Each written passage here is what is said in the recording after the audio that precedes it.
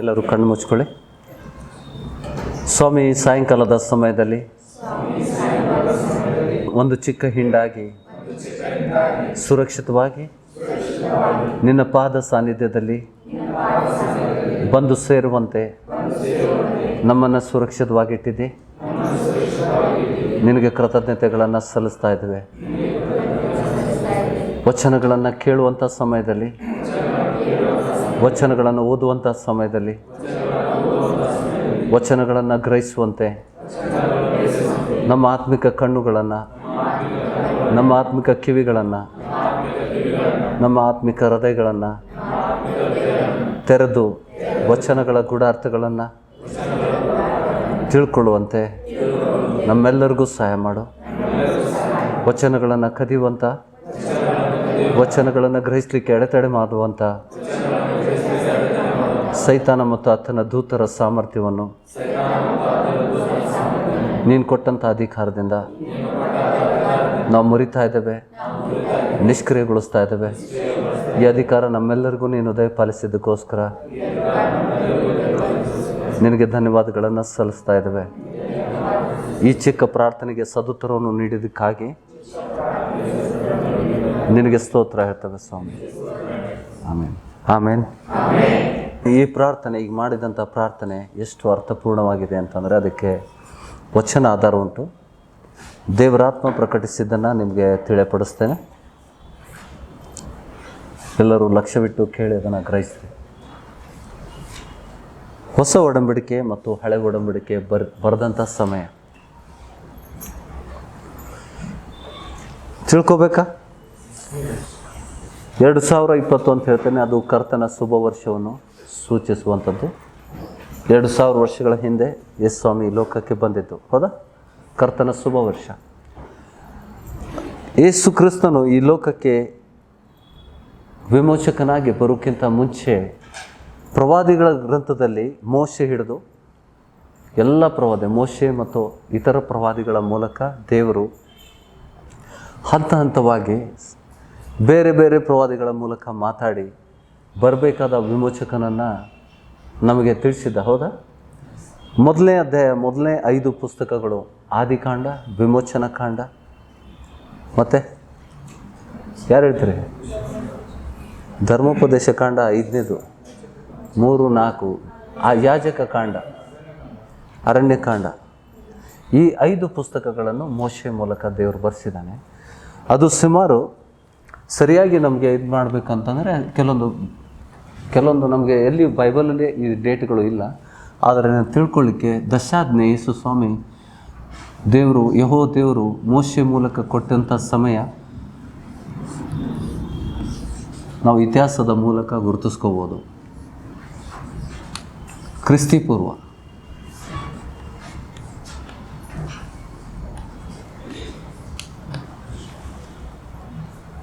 1446 ಮೋಶೆ ಮೂಲಕ ಇಸ್ರಾಯೇಲರಿಗೆ ದೇವರು ಧರ್ಮಶಾಸ್ತ್ರವನ್ನು ಕೊಟ್ಟ.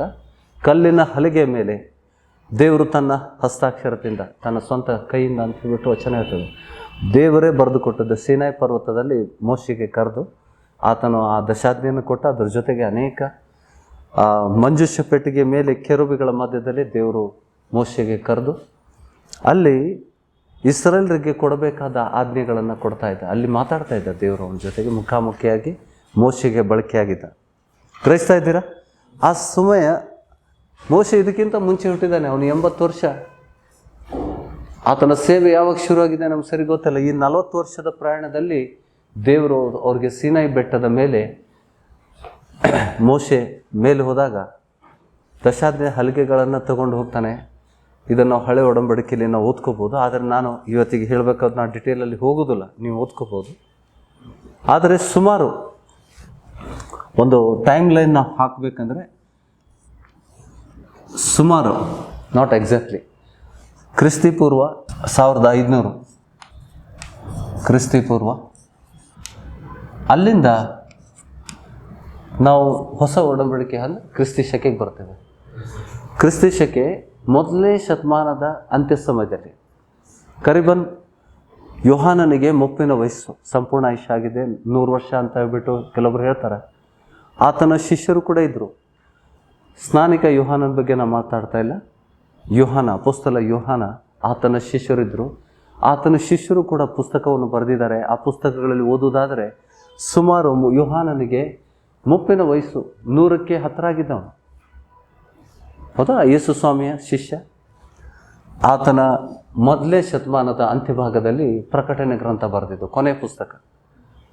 ಆದಿಕಾಂಡ ಬರೆದಿದ್ದು ಯಾವಾಗ? ಸುಮಾರು ಈ ಸಮಯದಲ್ಲಿ 1500 ಕ್ರಿಸ್ತಿ ಶಕೆ 100 ಪ್ರಕಟಣೆ ಗ್ರಂಥ. ಅರ್ಥ ಆಗ್ತಾ ಇದೆ? ಇದು ಕ್ರಿಸ್ತಿ ಶಕೆ 1600 ವರ್ಷಗಳ ಮಧ್ಯದಲ್ಲಿ ಬೇರೆ ಬೇರೆ ಸಮಯದಲ್ಲಿ ಬೇರೆ ಬೇರೆ ಪ್ರವಾದಿಗಳ ಮೂಲಕ ದೇವರು ನಮಗೆ ಮಾತಾಡಿದ್ದಾರೆ. ಇದು ಕೂಡ ಪ್ರವಾದಿ ಪುಸ್ತಕ, ಕೊನೆ ಪುಸ್ತಕ, ಪ್ರಕಟಣೆ ಗ್ರಂಥ, ಪ್ರವಾದನೆ ಪುಸ್ತಕ. ಹೌದಾ? ಈಗ ದೇವರು ಸೈತಾನ ಹಿಡಿದೋಗಿದ್ದ ಅವರು ಆದಾಮನಿಗೆ ದೇವರು ಸೃಷ್ಟಿ ಮಾಡಿದಾಗ ಆದಾಮ ಮತ್ತು ಹವಳನ್ನ ಇದೇ ತೋಟದಲ್ಲಿದ್ದಾಗ ಯಾರು? ಸೈತಾನ ಮೊದಲೇ ಬಂದು ಹೋಗಿತ್ತು. ಆದಾಮ ಸೃಷ್ಟಿ ಮಾಡೋದಕ್ಕಿಂತ ಮುಂಚೆ ಇದನ್ನು ಹಿಂದೆ ಕೂಡ ಕೊಟ್ಟಿದ್ದೇನೆ ನಾನು. ದೇವರು ಆದಿಕಾಂಡದಲ್ಲಿ ಕ್ರಮಪಡಿಸ್ತಾ ಇದ್ದಾರೆ. ನಮ್ಮ ಸೃಷ್ಟಿ ಅಲ್ಲ. ನಾವು ಸ್ವಲ್ಪ ವಚನಕ್ಕೆ ವಚನ ಹೋದರೆ ವಚನ ನಾವು ಹೋಗ್ತಾ ಇದ್ರೆ ಏನಾಗ್ತದೆ? ಸತ್ಸಂಗ. ವಚನ ಇದ್ರೆ ನಾವು ಒಟ್ಟಿಗೆ ಕಲಿಯಲಿಕ್ಕೆ ಸಾಧ್ಯ. ಆದಿಯಲ್ಲಿ ನೋಡಿ, ಆದಿಕಾಂಡ ಮೊದಲನೇ ವರ್ಷದಲ್ಲಿ ಆದಿಯಲ್ಲಿ ದೇವರು ಆಕಾಶವನ್ನು ಭೂಮಿಯನ್ನು ಉಂಟು ಮಾಡಿದ. ಈ ಅಧ್ಯಾಯದಲ್ಲಿ ಉಂಟು ಮಾಡಲಿಲ್ಲ ದೇವರು. ಈ ಅಧ್ಯಾಯದಲ್ಲಿ ದೇವರು ಉಂಟು ಮಾಡಿಲ್ಲ. ಇಲ್ಲಿ ಏನು ಉಂಟು ಮಾಡಿದ? 2ನೇ ವಚನದಲ್ಲಿ ಹೇಳ್ತಿದ್ರು ಆಕಾಶವನ್ನು ಭೂಮಿಯನ್ನು ಉಂಟು ಮಾಡಿದರು. 2ನೇ ವಚನದಲ್ಲಿ ಭೂಮಿಯು ಕ್ರಮವಿಲ್ಲದೆಯೂ ಬರಿದಾಗಿಯೂ ಇತ್ತು. ಆದಿ ಸಾಗರದ ಮೇಲೆ ಕತ್ತಲಿತ್ತು. ಆದಿ ಸಾಗರದ ಮೇಲೆ ಕತ್ತಲಿತ್ತು. ಬೆಳಕಿತ್ತು. ಭೂಮಿ ಇತ್ತು, ಆಕಾಶ ಇತ್ತು, ಬೆಳಕಿರಲಿತ್ತು. ಭೂಮಿಯು ಕ್ರಮವಿಲ್ಲದೆ ಬರಿದಾಗಿತ್ತು. ಅಂದರೆ ಯಾರಿಗೆ? ಭೂಮಿಯಲ್ಲಿ ಏನೇನು ಇರ್ತದೆ? ಪ್ರಾಣಿ, ಪಕ್ಷಿ, ಗಿಡ, ಮರ, ಮನುಷ್ಯ ಎಲ್ಲರೂ ಬಯಸ್ತಾ ಇದ್ದಾರೆ. ಇದು ಇರಲಿಲ್ಲ. ದೇವರು ಅದನ್ನು ನೋಡಿ, ದೇವರಾತ್ಮನು ಜಲಸಮೂಹಗಳ ಮೇಲೆ ಚಲಿಸುತ್ತಿದ್ದರು. ದೇವರಾತ್ಮ ಜಲಸಮೂಹಗಳ ಮೇಲೆ ಚಲಿಸುತ್ತಿತ್ತು. ಆಗ ದೇವರು ಏನನ್ನ ಬೆಳಕಾಗಲಿ ಅಲ್ಲ, ಭೂಮಿ ಆಗಲಿ ಆಕಾಶ ಆಗಲಿ ಅಂತ ಹೇಳಿಲ್ಲ. ಆದರೆ ನಾವು ಏನ್ ಮಾಡ್ತೇವೆ? ಹೆಡ್ಡಿಂಗ್ ನೋಡ್ತೇವೆ. ಆದಿಕಾಲದ ಚರಿತ್ರೆ, ದೇವರು ಲೋಕವನ್ನು ಸೃಷ್ಟಿಸಿದ್ರು. ನೋಡಿ, ಇದನ್ನು ಬೈಬಲ್ ಟ್ರಾನ್ಸ್ಲೇಟರ್ಸ್, ಬೈಬಲ್ ಅನ್ನು ಭಾಷಾಂತರ ಮಾಡೋದು ಬಂದಿದೆ. ಇದು ಮೂಲತಃ ದೇವರು ಮಾಡಿದ್ದೇನು ಕ್ರಮಪಡಿಸ್ತಾ ಇದ್ದಾರೆ. ಏನಿಲ್ಲ ಅದನ್ನ ಮಾಡ್ತಾ ಇದ್ದೇವೆ ನಾವು. ಕತ್ತಲಿತ್ತು, ಬೆಳಗ್ಬೇಕು. ಅದರಲ್ಲಿ ಭೂಮಿಯಲ್ಲಿ ಏನೂ ಇರಲಿಲ್ಲ. ಭೂಮಿ ಕ್ರಮ ಇಲ್ಲ. ಬೆಳಕು ರಾತ್ರಿ ಎನ್ನುವುದಿಲ್ಲ. ಕ್ರಮವಿಲ್ಲದೆ ಬರಿದಾಗಿದೆ.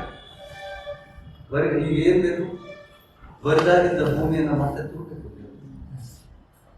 ಹೇಳಿದಂತೆ ಇದನ್ನ ಸೃಷ್ಟಿ ಮಾಡಿ ದೇವರು ಅದೇ ಅಧ್ಯಾಯದಲ್ಲಿ 26ನೇ ವಚನದಲ್ಲಿ ನಮ್ಮ ಸ್ವರೂಪದಲ್ಲಿ ಮನುಷ್ಯರನ್ನ ಸೃಷ್ಟಿ ಮಾಡುವಂತ ಬಿಟ್ಟು ಆದಾಮನಿಗೆ ಮಣ್ಣಿನಿಂದ ಸೃಷ್ಟಿ ಮಾಡ್ತಾನೆ. ಗ್ರಹಿಸ್ತಾ ಇದ್ದೀರಲ್ಲ? ಇದೆಲ್ಲ ಗೊತ್ತಿದೆ. ಈಗ ಆದಾಮನಿಗೆ ಸೃಷ್ಟಿ ಮಾಡಿದಾಗ ಸೈತಾನ ಇದ್ದೋ ಇಲ್ಲ? ಅಂದ್ರೆ ಆತನು ಅದಕ್ಕಿಂತ ಮುಂಚೆ ಬಿದ್ದುಬಿಟ್ಟಿದ್ದಾನೆ. ಹೌದಾ? ಅದಕ್ಕೆ ನಾವು ನೋಡಿ, ಇದು ಪೌಲನಿಗೆ ಆದರೆ ಅವನು ಅಷ್ಟು ವಿಶ್ಲೇಷಣೆ ಮಾಡಲಿಲ್ಲ. पौल को प्रकट हुआ, देखो वहां पे जाएंगे, नया करार में जाएंगे. आप समझ रहे इस चीज? एक मिनट, यहाँ से ಯೆರೆಮೀಯನ ಗ್ರಂಥ ಹಿಂದೆ ನಾವು ಓದಿದ್ದೇವೆ. ಯೆರೆಮೀಯನ ಗ್ರಂಥ 4ನೇ ಅಧ್ಯಾಯ 22ನೇ ವಚನದಿಂದ 26ನೇ ವಚನ ಗಟ್ಟಿಯಾದ ಆದರೆ ನಮ್ಮ ಜ್ಞಾನವನ್ನು ಬಲಪಡಿಸುವಂಥದ್ದು, ನಮ್ಮ ಫೋಕಸ್ಗಳನ್ನು ತುಂಬುವಂಥದ್ದು. ದೇವರು ಹೇಳ್ತಾನೆ, ಜ್ಞಾನ ಸಂಪಾದನೆ, ಧನ ಮತ್ತು ಘನತೆ ನನ್ನ ಕೈಲಿದೆ, ನಾನು ತುಂಬುತ್ತೇನೆ. ಓಕೆ, 22ನೇ ವಚನ. ಇಲ್ಲಿ ಇಸ್ರಾಯೇಲರು ಯೆಹೋವ ದೇವರನ್ನ ಕೆಡುತ್ತಾ ಇದ್ದಾರೆ. ಯೆರೆಮೀಯನ ಮಾತು ಕೇಳ್ತಾ ಇಲ್ಲ. ವಿಗ್ರಹಾರಾಧನೆಗೆ ನಿವೃತ್ತಿ ಪೂಜೆ ಮಾಡ್ತಾ ಇದ್ದಾರೆ, ಅನ್ಯ ದೇವರ ಪೂಜೆಗಳನ್ನ ಮಾಡ್ತಾ ಇದ್ದಾರೆ. ದೇವರು ಯೆರೆಮೀಯನಿಗೆ ಮಾತಾಡ್ತಾ ಇದ್ದಾನೆ. 22ನೇ ವರ್ಷದಲ್ಲಿ ದೇವರು ಏನ್ ಹೇಳ್ತಾನೆ ನೋಡಿ, ಯೆರೆಮೀಯನೇ, ನನ್ನ ಜನರು ಮೂರ್ಖರು, ಯೆಹೂದ್ಯರು ಮೂರ್ಖರು, ನನ್ನನ್ನು ತಿಳಿಯರು, ಮೂಢ ಸಂತತಿಯವರು, ಅವಿವೇಕಿಗಳು, ದುಷ್ಕಾರ್ಯದಲ್ಲಿ ನಿಪುಣರು, ಸತ್ಕಾರ್ಯವನ್ನು ಮಾಡಲರಿಯರು. ನಾನು ನೋಡಿದೆನು. ದಿವ್ಯ ಜ್ಞಾನ ಟ್ರಾನ್ಸ್ಲೇಟರ್ಸ್ ಬರ್ತಿದ್ದು ಅದನ್ನು ತಗೋಬೇಕು. ನಮಗೆ ಹೆಚ್ಚಿನ ವಿಷಯಗಳು ಬೇಕಾಗಿಲ್ಲ. ದೇವರಾತ್ಮ ಏನ್ ಮಾಡಿದ್ದಾನೆ ಅದೇ ಸಾಕು. ಹೌದಾ?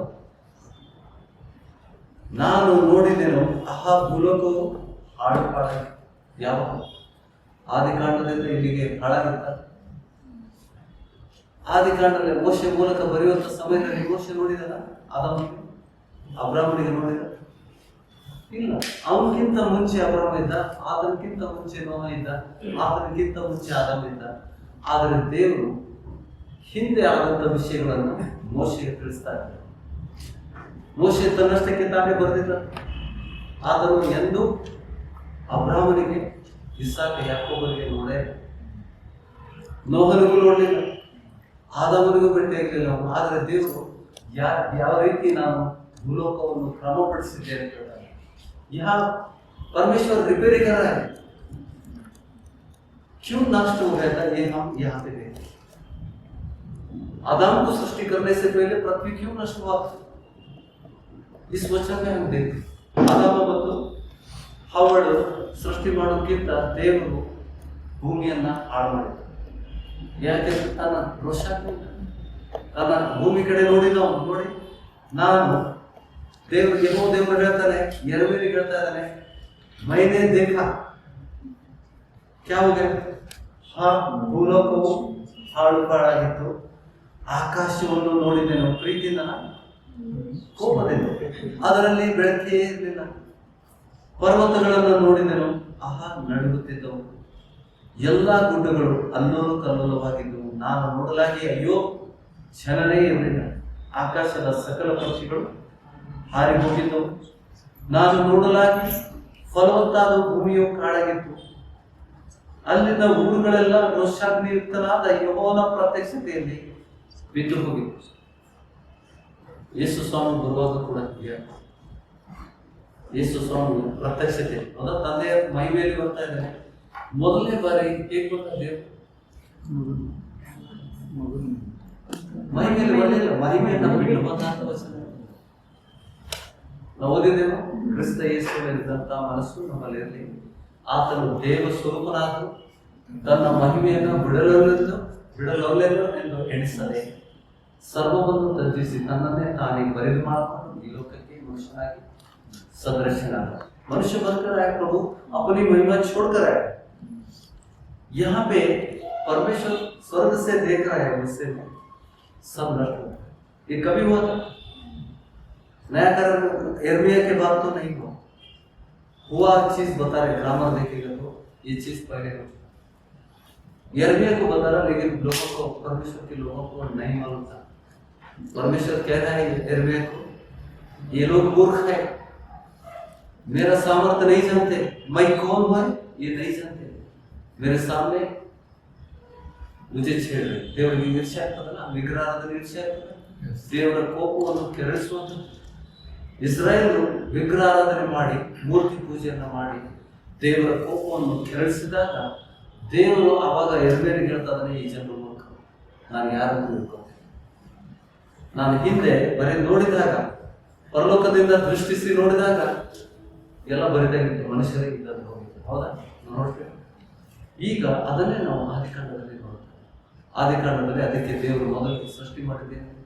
ಸೃಷ್ಟಿಯಲ್ಲ, ಅದು ಕ್ರಮಪಡಿಸ್ತಾ ಇದೆ. ಏನಿರಲಿಲ್ಲ, ಬೆಳಕಿರಲಿಲ್ಲ, ಮನುಷ್ಯರಿರಲಿಲ್ಲ, ಪ್ರಾಣಿಗಳಿರಲಿಲ್ಲ, ಪಕ್ಷಿಗಳಿರಲಿಲ್ಲ, ಮೀನಿರಲಿಲ್ಲ, ಹಗಲು ರಾತ್ರಿ ಮಾಡಲಿಕ್ಕೆ ಸೂರ್ಯ ಚಂದ್ರ ಇಲ್ಲ. ಹೌದಾ? ಎಲ್ಲ ಕತ್ತಲಿತ್ತು. ಅದನ್ನ ಕ್ರಮಪಡಿಸ್ತಾರೆ. ಯಾಕಂದ್ರೆ ದೇವರೇ ನಾಶ ಮಾಡಿದ್ರು. ಅದು ಯಾಕೆ ಅಂದ್ರೆ ಅದಕ್ಕಿಂತ ಮುಂಚೆ ಸೈತಾನ ಹಾಳಾದ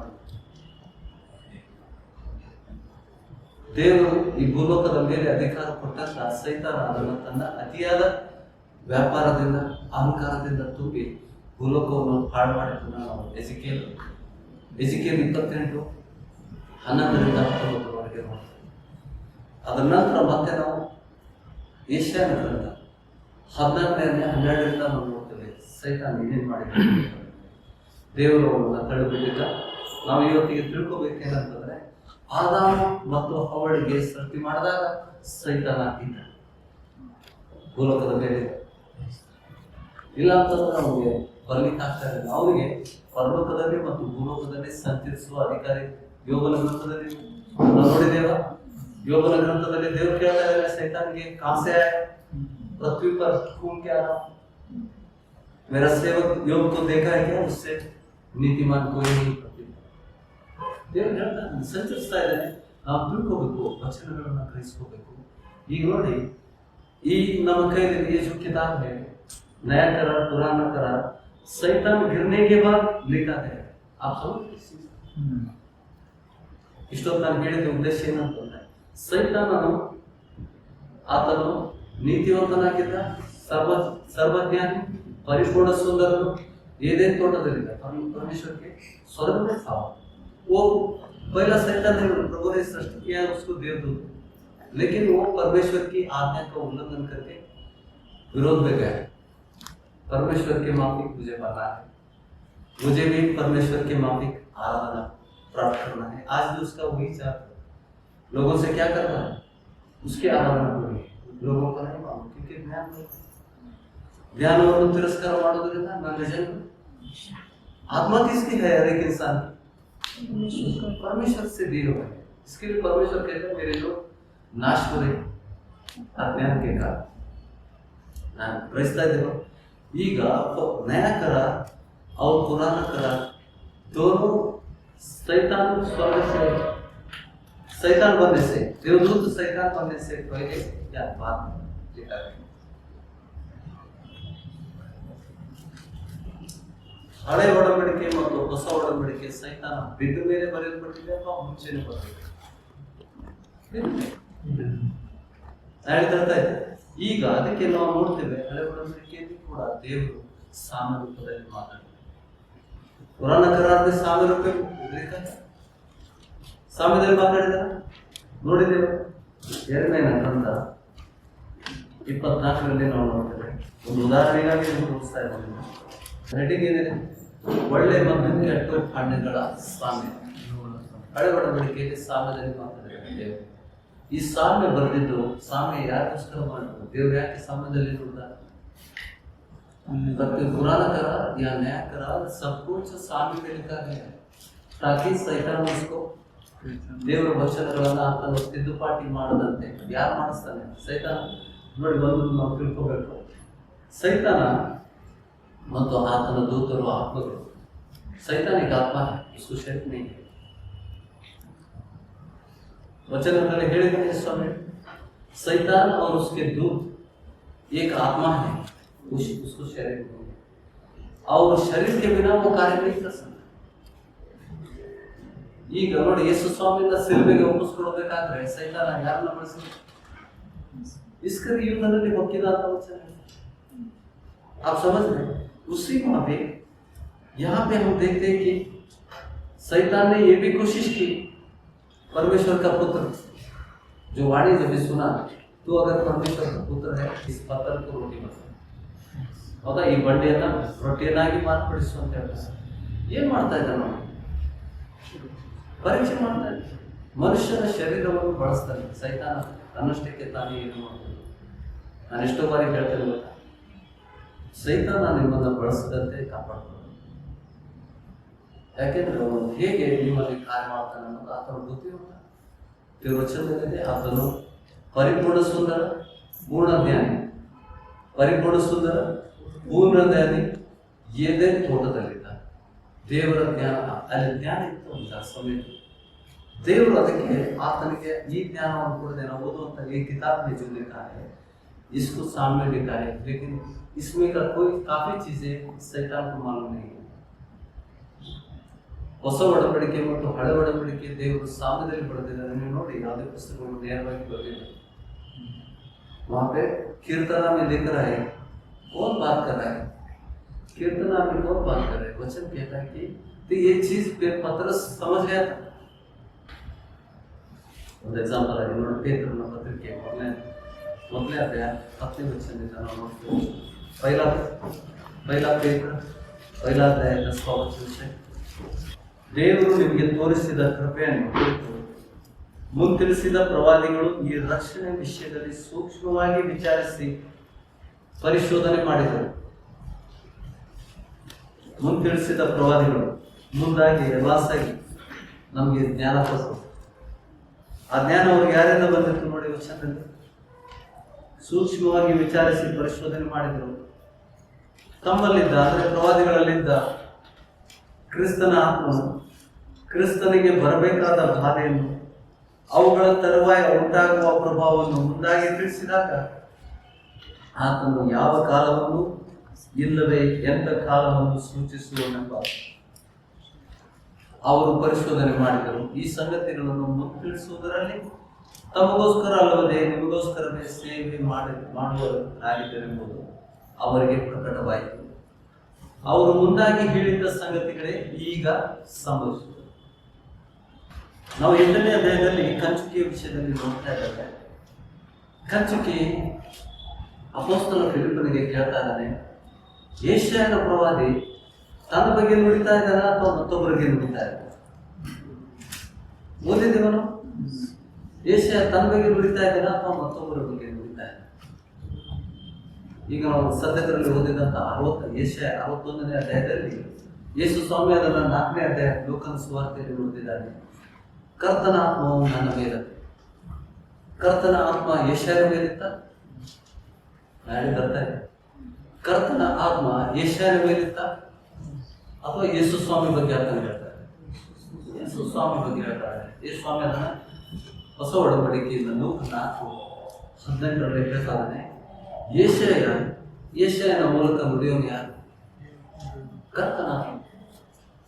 परमेश्वर की आत्मा यशाया प्रवादी के द्वारा बोल रहा है, खुद के बारे में नहीं बोल रहा है, यीशु के बारे में बोल रहा है. ಲೂಕನ ಸುವಾರ್ತೆ 4ನೇ ಅಧ್ಯಾಯದಲ್ಲಿ ಈ ರೀತಿ ಎಷ್ಟೋ ವಚನಗಳಿದ್ದಾವೆ ನಮಗೆ ಖಚಿತಪಡಿಸಲಿಕ್ಕೆ. 16 ವಚನಕ್ಕೆ 4 ಹೀಗಿರಲಾಗಿ ಆತನು ತಾನು ಬೆಳೆದ ನಜರೇತಿಗೆ ಬಂದು ತನ್ನ ವಾಡಿಕೆಯ ಪ್ರಕಾರ ಸಭಾ ದಿನದಲ್ಲಿ ಸಭಾಮಂದಿರಕ್ಕೆ ಹೋಗಿ ಓದುವುದಕ್ಕಾಗಿ ಎದ್ದು ನಿಂತನು. यीशु सभा मंदिर यीशु जाकर खड़ा हो गया. ಆಗ ಯೆಶಾಯನೆಂಬ ಪ್ರವಾದಿಯ ಗ್ರಂಥದ ಸುರುಳಿಯನ್ನು ಆತನ ಕೈಗೆ ಕೊಡಲಾಗಿ ಆತನು ಆ ಸುರುಳಿಯನ್ನು ಬಿಚ್ಚಿ ಮುಂದೆ ಹೇಳುವ ಮಾತು ಬರೆದಿರುವ ಸ್ಥಳವನ್ನು ಕಂಡು ಓದಿದನು. ಆ ಮಾತೇನೆಂದರೆ, ಕರ್ತನ ಆತ್ಮವು ನನ್ನ ಮೇಲಿದೆ. ಯಾರು ಹೇಳ್ತಾರೆ? ಯೆಶಾಯ ಹೇಳ್ತಾರೆ. ಆದ್ರೆ ಯಾರ ಬಗ್ಗೆ ಹೇಳ್ತಾರೆ? ಯೇಸು ಸ್ವಾಮಿ ಬಗ್ಗೆ. ಕರ್ತನ ಆತ್ಮವು ನನ್ನ ಮೇಲಿದೆ, ಆತನು ನನ್ನನ್ನು ಬಡವರಿಗೆ ಶುಭ ವರ್ತಮಾನವನ್ನು ಸಾರುವುದಕ್ಕೆ ಅಭಿಷೇಕಿಸಿದರು. ನನ್ನನ್ನು ಅಂದ್ರೆ ಯೆಶಾಯನ ಇಲ್ಲ, ಇದು ಇದು ಇದು ಸಾಮ್ಯ. ದೇವ್ರು ಯಾಕೆ ಈಗ ನೋಡಿ, ಸೈತಾನನಿಗೆ ಇದು ಗೊತ್ತಾಗ್ತದೆ. ಯೆಶಾಯ ತನ್ನ ಬಗ್ಗೆ ಮಾತಾಡ್ತಾ ಇದ್ದಾನ ಅಥವಾ ಬರಬೇಕಾದ ಕ್ರಿಸ್ತನ ಬಗ್ಗೆ ಮಾತಾಡ್ತಾ ಇದ್ದಾನೆ? ಸೈತಾನಕ್ಕೂ ಮಾಡೋದು ಇದು ಸಾಮ್ಯ. ಯೇಸು ಸ್ವಾಮಿ ವ್ಯವಸ್ಥೆ ಇದ್ರೆ ನಮ್ಗೆ ಗೊತ್ತಾಗ್ತಿರಲಿಲ್ಲ, ಪೇತ್ರ ವ್ಯವಸ್ಥೆ ಇದ್ರೆ ನಮ್ಗೆ ಗೊತ್ತಾಗ್ತಿರಲಿಲ್ಲ. ಹೊಸ ಒಡಂಬಡಿಕೆ ಮೂಲಕ ಸಾಮ್ಯ, ಹಳೆ ಒಡಂಬಡಿಕೆ ಬಂದಿದ್ದು ದೇವರ ಸಾಮ್ಯದಲ್ಲಿ ಬಂದಿದ್ದಾನೆ. ಅದಕ್ಕೆ ಪೌಲ ಹಳೆ ಒಡಂಬಡಿಕೆ ಗಮಲಿಲ್ ಅಂತ ಒಬ್ಬ ಬೋಧಕನ ಮೂಲಕ ಕಲಿಸಲ್ಪಟ್ಟಿದ್ದ ಅಪೊಸ್ತಲ ಕೃತ್ಯಗಳಲ್ಲಿ ಅದರ ಬಗ್ಗೆ ನಾವು ಓದಿದ್ದೇವೆ. ಅದರ ಬಗ್ಗೆ ಪೌಲ ಹೇಳಿದ್ದಾನೆ, ಆತನ ಪಾದ ಸನ್ನಿಧಿಯಲ್ಲಿ ನಾನು ಕಲ್ತಿದ್ದೇನೆ ಅಂತ. ಆ ಸಮಯದಲ್ಲಿ ಯಹೂದ್ಯರಲ್ಲಿ ಶ್ರೇಷ್ಠ ಬೋಧಕ. ಆದರೂ ಕೂಡ ಯೇಸು ಸ್ವಾಮಿ ಬಗ್ಗೆ ಅವನು ತಿಳ್ಕೊಳ್ಳಿಕ್ಕಾಗಲ್ಲ. ನಾನು ಹೇಳಿದ್ರೆ ಅರ್ಥ ಆಯ್ತು. सभा को हिंसा कर रहा था कौन? सभा के लोगों को हिंसा कर रहा था, सभा का लोगों को बंदी खाने में ले जा रहा था. क्यों? क्योंकि जो प्रवादियों की ग्रंथों में जो लिखा है उसको समझ नहीं पाया. क्यों? उसको वह आमेले देवर आरिस्कुम ಮೇಲೆ ನಾವು ವರ ಕೊಡ್ತಾನೆ. हम क्या सीख रहे हैं? जब तक परमेश्वर वर नहीं देता है कोई भी वचन हम समझ नहीं सकते. आज हम काफी दुनिया में देख रहे हैं कितने सभा में वर प्राप्त करके इस चीज को प्रभु ने वचन में बताया. मत्थाಯ 13ನೇ ಅಧ್ಯಾಯದಲ್ಲಿ ಶಿಷ್ಯರು ಬಂದು ಆತನಿಗೆ ಕೇಳ್ತಾರೆ, ಯಾಕೆ ನೀನು ಸಾಮ್ಯದಲ್ಲಿ ಮಾತಾಡ್ತಾ ಇದ್ದೀಯ? ಯೇಸು ಸ್ವಾಮಿ ವಿವರಿಸಲಿಲ್ಲ, ಆದರೆ ಪವಿತ್ರ ಆತ್ಮ ಇವತ್ತು ನಮಗೆ ವಿವರಿಸ್ತಾ ಇದ್ದಾರೆ. मत्ताई शुरुआत से 13 अध्याय 7 वचन 10 ಮತ್ತು 11 मराठी में पडेगा. मग शिष्य जवळ येऊन त्याला म्हणाले, आपण त्यांच्याबरोबर दाखल्याने का बोलता? आपण त्यांच्याबरोबर दाखल्याने का बोलता? त्याने त्यास उत्तर दिले, स्वर्गाच्या राज्याची रहस्य जाणण्याचे दान तुम्हाला दिलेले आहे, परंतु त्यांना दिलेले नाही. सामने का अर्थ कैसा समझेगा? जब तक स्वर्ग के ऊपर से दान नहीं दिया जाएगा हम सामने को अर्थ नहीं कर सकते. नाइट करता है लेकिन कोई भी आंडो पांडो आकर सेवक नहीं बन सकता क्योंकि उसको नहीं समझता है. अगर परमेश्वर ने नियुक्त किया ऊपर से दान दिया जाता है, नीचे से नहीं, पृथ्वी से हम प्राप्त नहीं कर सकते. आप समझ गए? यहाँ के बलात्कार के अतिक्रमण स्थल पर थे क्योंकि वो लोग नहीं समझ सकते, क्योंकि उनको दान नहीं दिया गया. करता है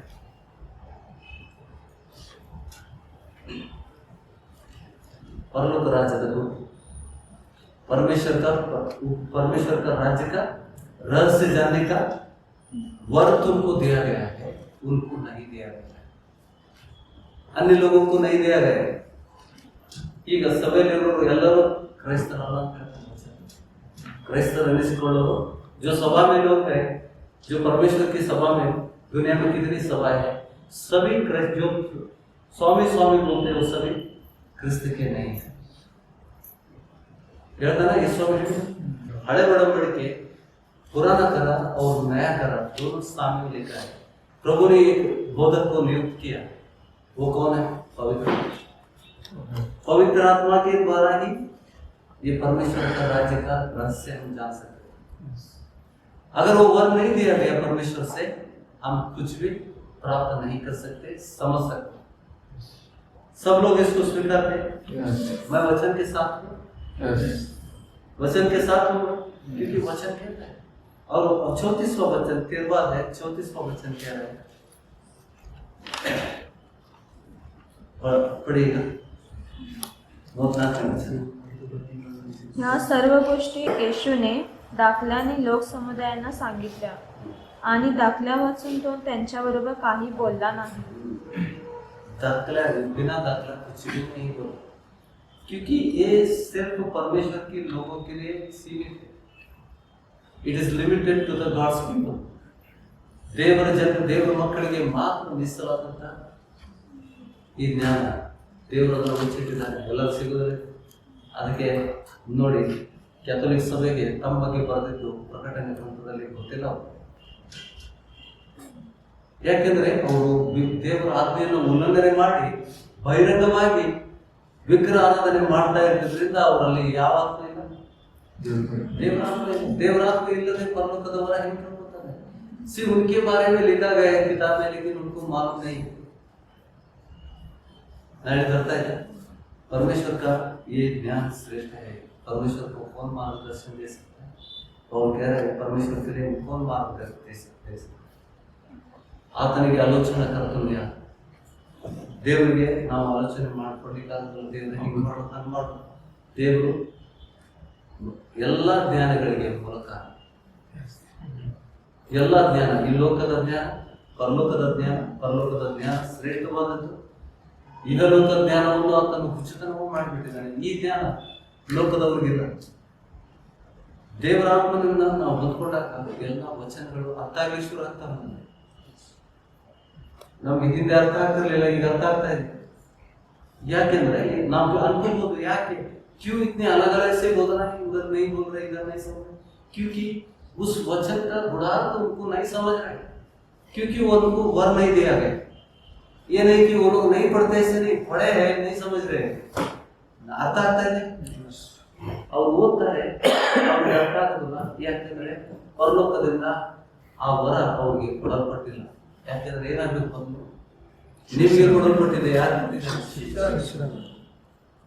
सो तुम जब तक नए शिष्य बनते, तुम परमेश्वर का रहस्य का नहीं समझ पाते, क्योंकि नया करा पुराना करा दोनों परमेश्वर ने दाखले में बात किया.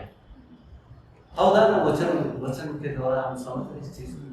हम कभी कभी आश्चर्य होता है क्यों हमको ये सब पहले सीखने को नहीं मिली है, क्योंकि अतिक्रमण, परमेश्वर का राज्य अतिक्रमण करेगा, लिखा है ना इस बारे में। प्रभु ने पहले बताया, उधर ही देखो हमें दिखाना देता है 11वां अध्याय में 12वां वचन 11-12।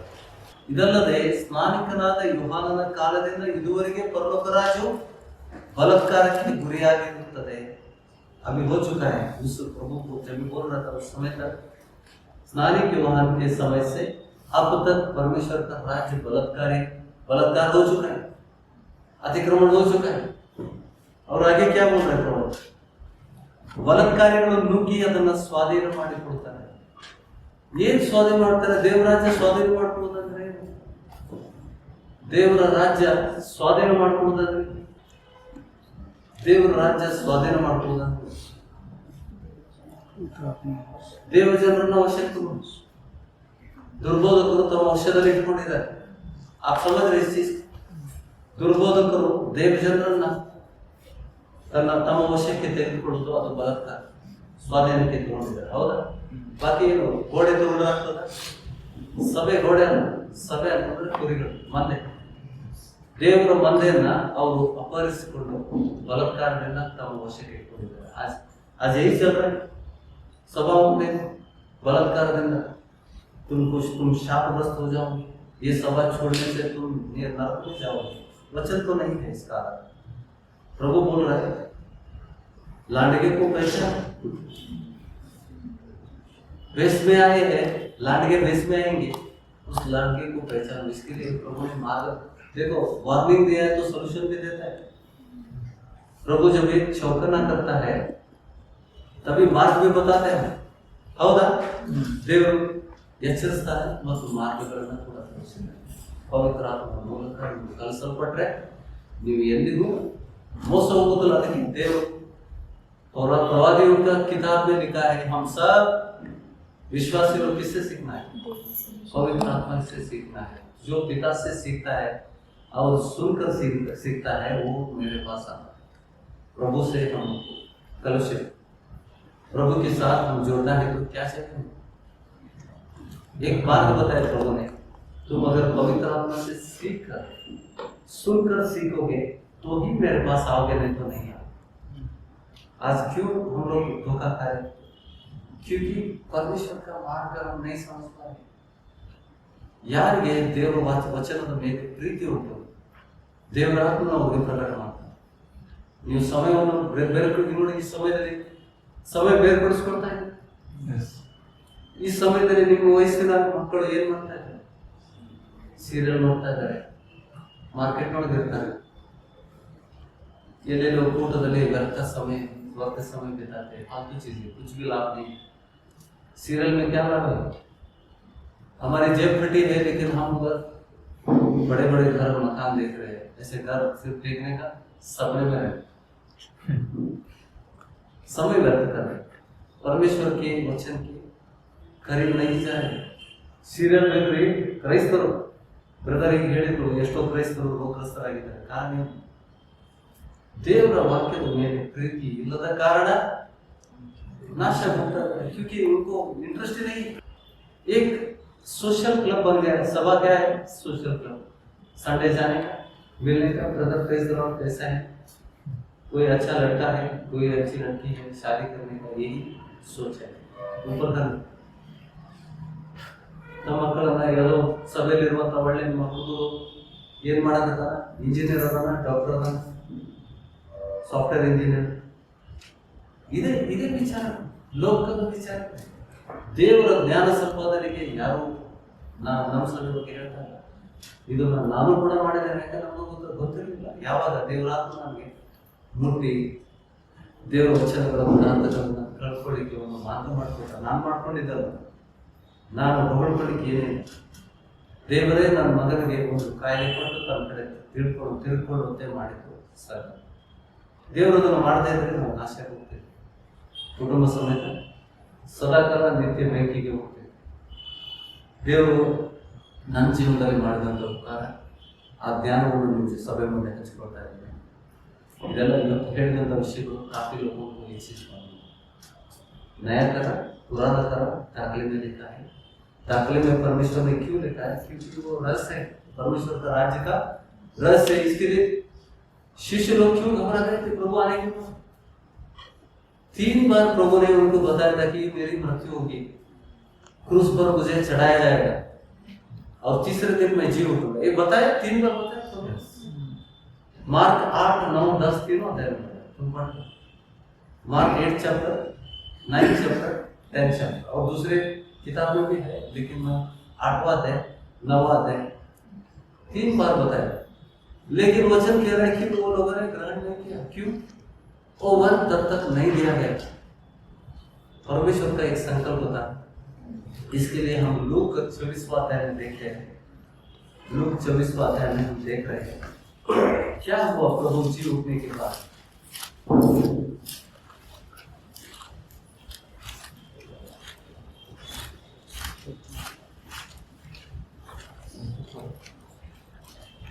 वो था मगदल मरियम को दर्शन दिया, पेत्र को खबर चला कब्र में प्रभु नहीं है, प्रभु का कब्र खाली हो गया, शव नहीं है वहां, प्रभु का बॉडी वहां पे नहीं है।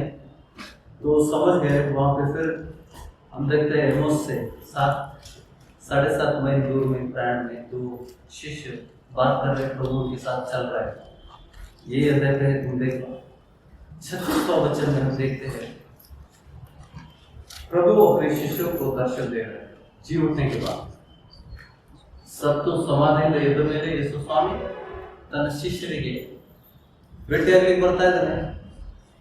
ಬಾಗಿಲುಗಳು ಮುಚ್ಚಿದೆ, खिड़की मुझे क्योंकि डर से, यहूदियों का डर से, गुरु को मारा है आपको भी मारेंगे, यहूदियों का डर से शिष्य लोग छिपे हुए थे। 36वां वचन से हम देखते हैं। ಅವರು ಈ ಸಂಗತಿಗಳನ್ನು ಕುರಿತು ಮಾತಾಡುತ್ತಿರುವಾಗ ಆತನೇ ಅವರ ನಡುವೆ ನಿಂತು ನಿಮಗೆ ಮನಃಶಾಂತಿಯಾಗಲಿ ಎಂದು ಅವರಿಗೆ ಹೇಳಿದನು। ಅವರು ದಿಗಿಲು ಬಿದ್ದು ಭಯಹಿಡಿದವರಾಗಿ ತಾವು ಕಂಡಿದ್ದು ಭೂತವೆಂದು ಭಾವಿಸಿದರು। प्रभु ने 3 बार बोला था, फिर भी घबराने की क्या थे, निरीक्षा थी उनको। अभी प्रभु तीसरा दिन होने के बाद, तीसरा दिन ये लोग इंतजार में थे। प्रभु ने बोला है जीत कर मैं आऊंगा, वापस आऊंगा। स्पष्ट रीति से बताया। क्या वो निरीक्षा में थे? निरीक्षೆ ಇಟ್ಕೊಂಡು ಕಾಯ್ತಾ ಇದ್ರು। ದಿವಸ ಬರ್ತಾ ಇಲ್ಲ, 3 ದಿವಸ ಆಯ್ತು ಕೌಂಟ್ ಮಾಡ್ತಾ ಇದ್ರು, 1, 2, 3 ದಿವಸ ಇವತ್ತು ದಿವಸ ಬರ್ತಾ ಇದ್ದಾರೆ, ಯಾರು ನಿರೀಕ್ಷೆಯಲ್ಲಿ ಉಳಿದ ದಿಗಿಲು ಬಿದ್ದು ಕಂಡದ್ದನ್ನು ಭೂತವೆಂದು ಭಾವಿಸಿದರು। ಆತನು ಅವರಿಗೆ ಯಾಕೆ ಕಳವಳಗೊಳ್ಳುತ್ತಿದ್ದೀರಿ? ನಿಮ್ಮ ಹೃದಯದಲ್ಲಿ ಅನುಮಾನಗಳು ಹುಟ್ಟುವುದೇಕೆ?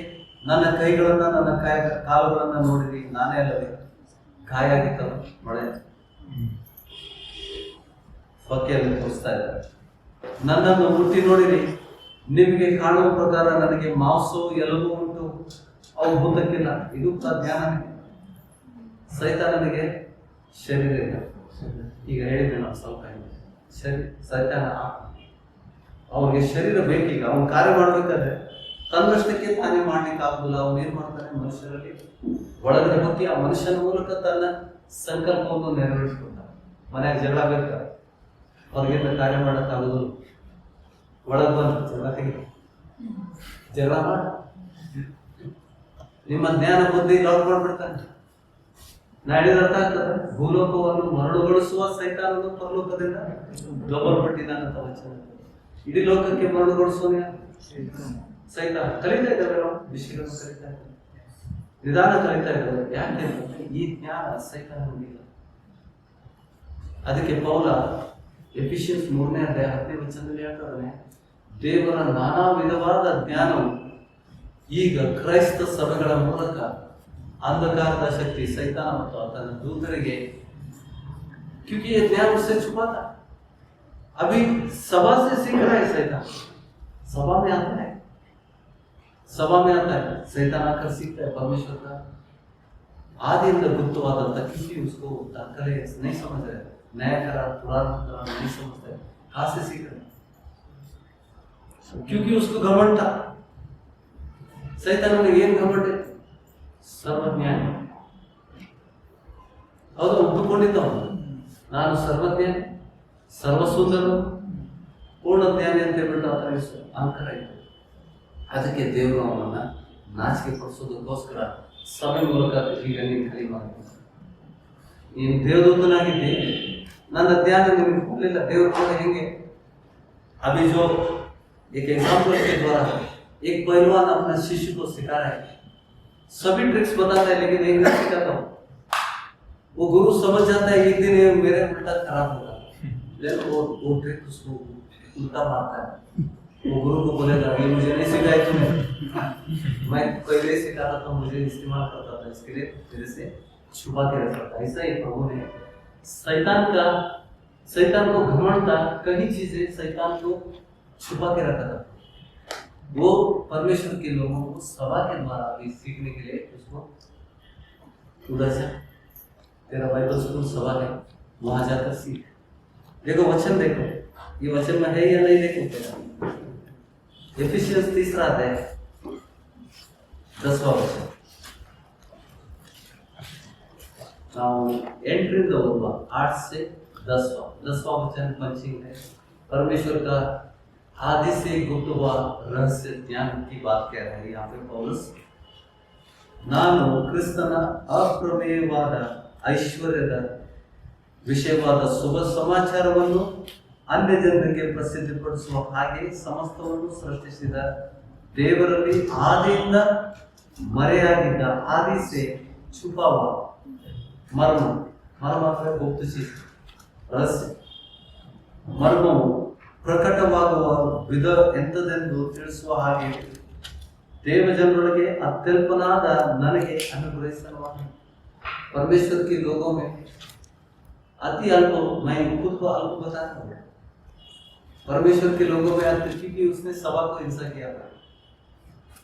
ತನ್ನನ್ನೇ ತಾನೇ ಅತ್ಯಲ್ಪ ತಿರುತ್ತಾನೆ, ಯಾಕಂದ್ರೆ ಆ ಅಪೊಸ್ತಲ ಮೊದಲು ಸಭೆಯನ್ನ ಹಿಂಸೆ ಮಾಡಿ ದೇವಜನರನ್ನ ಬಂದು ಸೆರೆಮನೆ ಒಯ್ತಾ ಇದ್ದಾರೆ। ಅದಕ್ಕೆ ಹೇಳ್ತಾರೆ ಈಗ ದೇವಜನರೊಳಗೆ ಅಲ್ಪನಾದ ನನಗೆ अनुग्रहित इस चीज उसको पवित्र आत्मा ने जो सिखाया वो चीज सभा को बता रहे इस वचन के द्वारा। 10वां वचन कह रहा है ದೇವರು ನಮ್ಮ ಕರ್ತನಾದ ಕ್ರಿಸ್ತ ಯೇಸುವಿನಲ್ಲಿ ಅನಾದಿ ಕಾಲದಿಂದ ಮಾಡಿದ ಸಂಕಲ್ಪ, ಆದಿಕಾಲ से ಅನಾದಿಯಿಂದ ಮಾಡಿದ ದೇವರ ಸಂಕಲ್ಪ ಏನು? ಸಂಕಲ್ಪದ ಮೇರೆಗೆ ತನ್ನ ನಾನಾ ವಿಧವಾದ ಜ್ಞಾನವು ಪರಲೋಕದಲ್ಲಿ ರಾಜ್ಯತ್ವಗಳಿಗೂ ಅಧಿಕಾರಿಗಳಿಗೂ ಈಗ ಕ್ರಿಸ್ತ ಸಭೆಯ ಮೂಲಕ ಗೊತ್ತಾಗಬೇಕೆಂದು ಉದ್ದೇಶಿಸಿದನು। ಆ प्रकट जो सामने में लिखा है पुराना करार और नया करार उस चीज को, क्योंकि शैतान धोखा गया। शैतान कैसा ऑपरेट कर रहा था उधर, उसको परलोक का राज्य का गुण क्या था मालूम नहीं। अगर मालूम था इस्करियोत को प्रभु को क्रूस पर चढ़ाने के षड्यंत्र में वो भाग नहीं ले रहा था, उसको मालूम नहीं था। शैतान ಗೊತ್ತಿರಲಿಲ್ಲ ಸಿಲುಬೆ ಮರಣ ಆತನಿಗೆ ಸೋಲಾಗ್ತದಂತ। उसका नतीजा क्या था? ಇಸ್ಕರಿಯೋತನನ್ನ ಆತನು ಬಳಸಿಕೊಂಡ। ಯಾಕೆಂದ್ರೆ ಆ ಸಿಲುಬೆ ಮರಣದ ಮೂಲಕ ಯೇಸು ಕ್ರಿಸ್ತನ ರಕ್ತವು ಸುರಿಸಲ್ಪಡುವುದರ ಮೂಲಕ ಸೈತಾನನ ಶಕ್ತಿಗಳು ಮುರಿಯಲ್ಪಡುತ್ತದಂತೆ ಆತನು ಗೊತ್ತಿಲ್ಲ। ಇವತ್ತಿಗೆ ನೀವು ಯೇಸುವನ್ನು ನಂಬುವುದರಿಂದ ನಿಮ್ಮ ಪಾಪಗಳು ಕ್ಷಮಿಸಲ್ಪಟ್ಟಾಗ ಸೈತಾನ ದುಷ್ಟಶಕ್ತಿಗಳು ನಿಮ್ಮಿಂದ ಬಿಟ್ಟು ಹೋಗ್ತವೆ। ಹೌದಾ ಮಗನೇ, ನಿನ್ನ ಪಾಪಗಳು ಕ್ಷಮಿಸಲ್ಪಟ್ಟಿದ್ದೇವೆ, बेटा तेरे पापों को क्षमा किए गए, तुरंत उसका पार्श्ववायु होगी हासिಗೆ ಅಂತ ಹೇಳ್ತಾ ಕಾರಣ ಸೈತಾನ ಬಿಟ್ಟ, ಯಾಕಂದ್ರೆ ಅವನ ಪಾಪ ಕ್ಷಮಿಸಲ್ಪಟ್ಟ। ಈ ವಿಷಯಗಳು ನಾವು ಕಲಿತು ಸೈತಾನ ನಮ್ಮನ್ನು ಬಿಡಬೇಕಾದ್ರೆ ನಮ್ಮ ಪಾಪಗಳು ಬಿಟ್ಟು ಹೋಗ್ಬಿಟ್ರೆ ಸೈತಾನವನ್ನು ಹಿಡಿದಿಲ್ಲ। ಅದಕ್ಕೆ ದೇವರು ತನ್ನ ಆತ್ಮವನ್ನು ಕೊಟ್ಟಿದ್ದಾರೆ ನಮಗೆ। ಯಾರು ದೇವರಿಂದ ಹುಟ್ಟಿದ್ದಾರೆ, ದೇವರ ವಚನಗಳನ್ನು ಕೈಗೊಂಡು ನಡೆಯುವನೇ ದೇವರಿಂದ ಹೇಗಿಕೊಡ್ತೇವೆ। नया से जन्म कैसे लेते हैं? परमेश्वर का वचन का अनुसरण जो करता है वो परमेश्वर से उत्पन्न होता है। नाड़ी ಬರ್ತಾ ಇದೆ ವಚನ ಏನಿರ್ತದ, ದೇವರ ವಚನಗಳನ್ನ ಕೈಗೊಂಡು ನಡೆಯುವನು ಅನುಸರಿಸುವನು ದೇವರಿಂದ ಹೊಸದಾಗಿ ಹುಟ್ಟುತ್ತಾನೆ।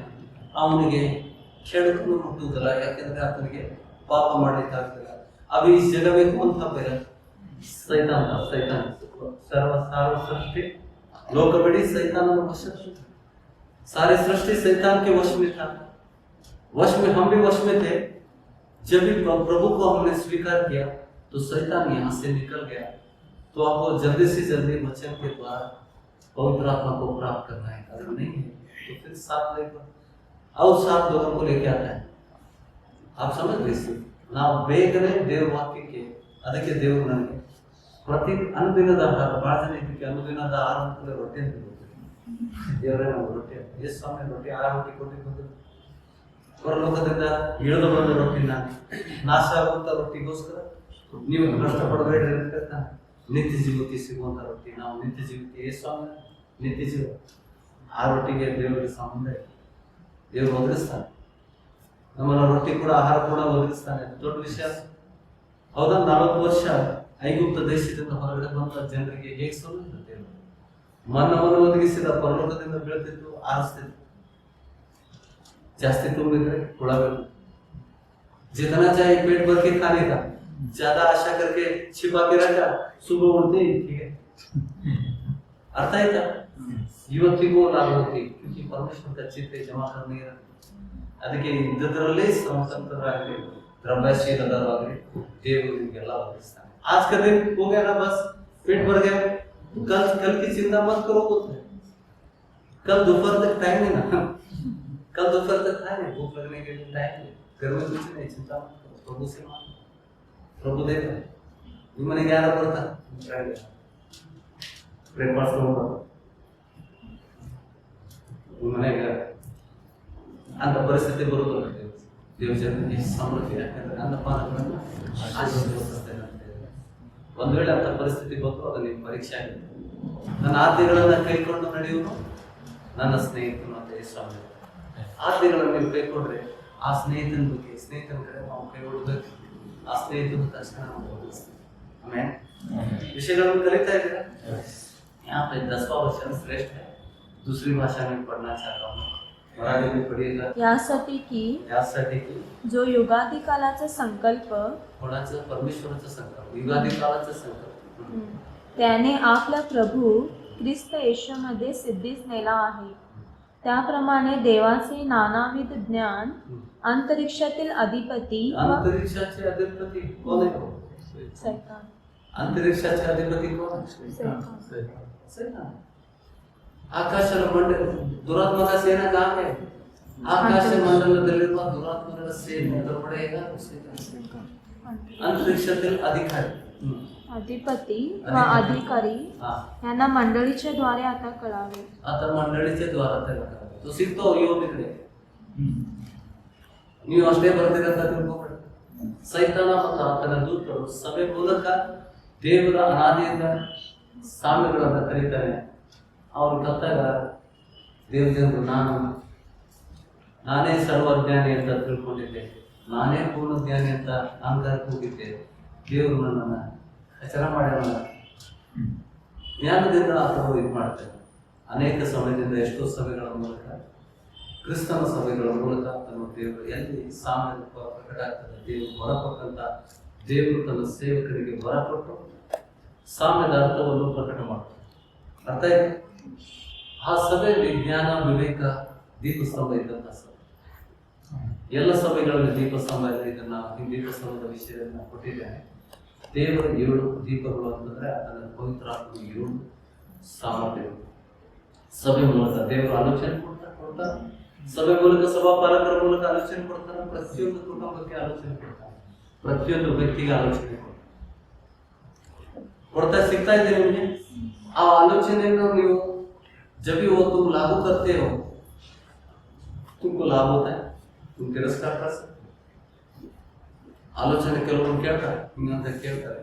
ಆಲೋಚನೆ ಸಿಕ್ಕ ಮೇಲೆ, ದೇವರ ಆಲೋಚನೆ ಒಂದು ವಚನದ ಮೂಲಕ ಸಿಕ್ಕ ಮೇಲೆ ಅವ್ರು ಮತ್ತೆ ತಮ್ಮದೇ ಮಾಡ್ತಾರೆ. ಏನ್ ಮಾಡ್ತಾರೆ?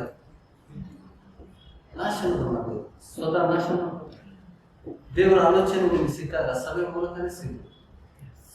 ನಾವೆಷ್ಟೋ ಬಾರಿ ನಮ್ಮ ಸ್ವಂತ ಡಿಸಿಷನ್ ತಗೊಂಡಿರ್ತೀವಿ, ಆದ್ರೆ ದೇವರು ಎಚ್ಚರಿಸ್ತಾನೆ. ಅಂತ ಸಮಯದಲ್ಲಿ ಎಚ್ಚರಿಸಿ, ಇದು ಬೇಡ, ಸಭೆಗೆ ಏನ್ ಬೇಕು, ಸಭೆ ವಿಷಯ, ಸಭೆ ಜನರಿಗೆ ಆತನ ಬಗ್ಗೆ, ಕುರಿಗಳ ಬಗ್ಗೆ ಚಿಂತೆ ಇದೆ. ಸಭೆಗೆ ಆಲೋಚನೆ ಸಿಗೋದು ಯಾರನ್ನ? ದೇವರು ಬರೀ ಆಲೋಚನೆ ಕೊಡ್ತಾನೆ ಅಂದ್ರೆ ಹೇಗೆ ಕೊಡ್ತಾನೆ ಆಲೋಚನೆ? परमेश्वर का 5 नाम है, प्रभु यीशु का 5 नाम क्या है? अद्भुत स्वरूप, ಆಲೋಚನಾ ಕರ್ತನು, ಅದ್ಭುತ ಸ್ವರೂಪ ಅಂದ್ರೆ ಅದ್ಭುತ ಮಾಡ್ತಾನೆ. ಆಲೋಚನೆ ಅಂದ್ರೆ ನಮ್ಗೆ ಆಲೋಚನೆ ಕೊಡ್ತಾನೆ. ಯಾವ ಆಲೋಚನೆ ಕೊಡ್ತಾನೆ?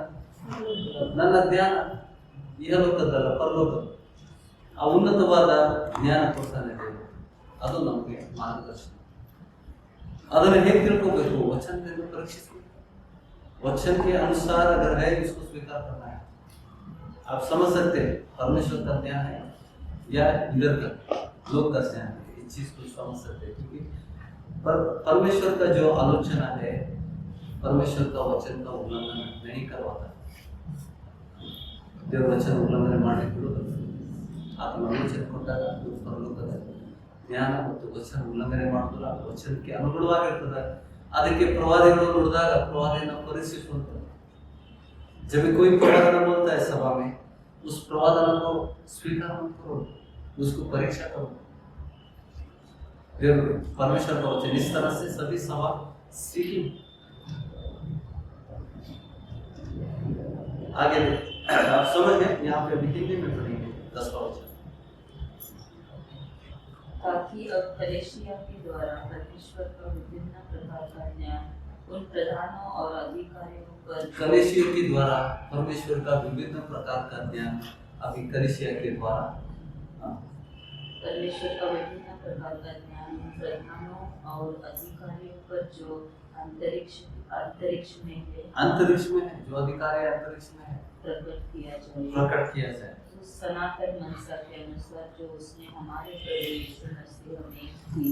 ठीक. उसका परमेश्वर का संकल्प है. अभी जो शैतान को जो ज्ञान से वाकिफ नहीं किया था, ಅದರ ಗೊತ್ತಾಯ್ತು. ಸೈತಾನನಿಗೆ ದೇವರು ಕಲಿಸದೇ ಇದ್ದಂತ ಜ್ಞಾನವನ್ನು ದೇವರು ಆತನು ಸಭೆಯ ಮೂಲಕ ಕಲಿತು ಅಂದ್ರೆ ಅಣಗಿಸು. सैतान ने सर्वज्ञानी था, तू सर्वज्ञानी समझ रहा था.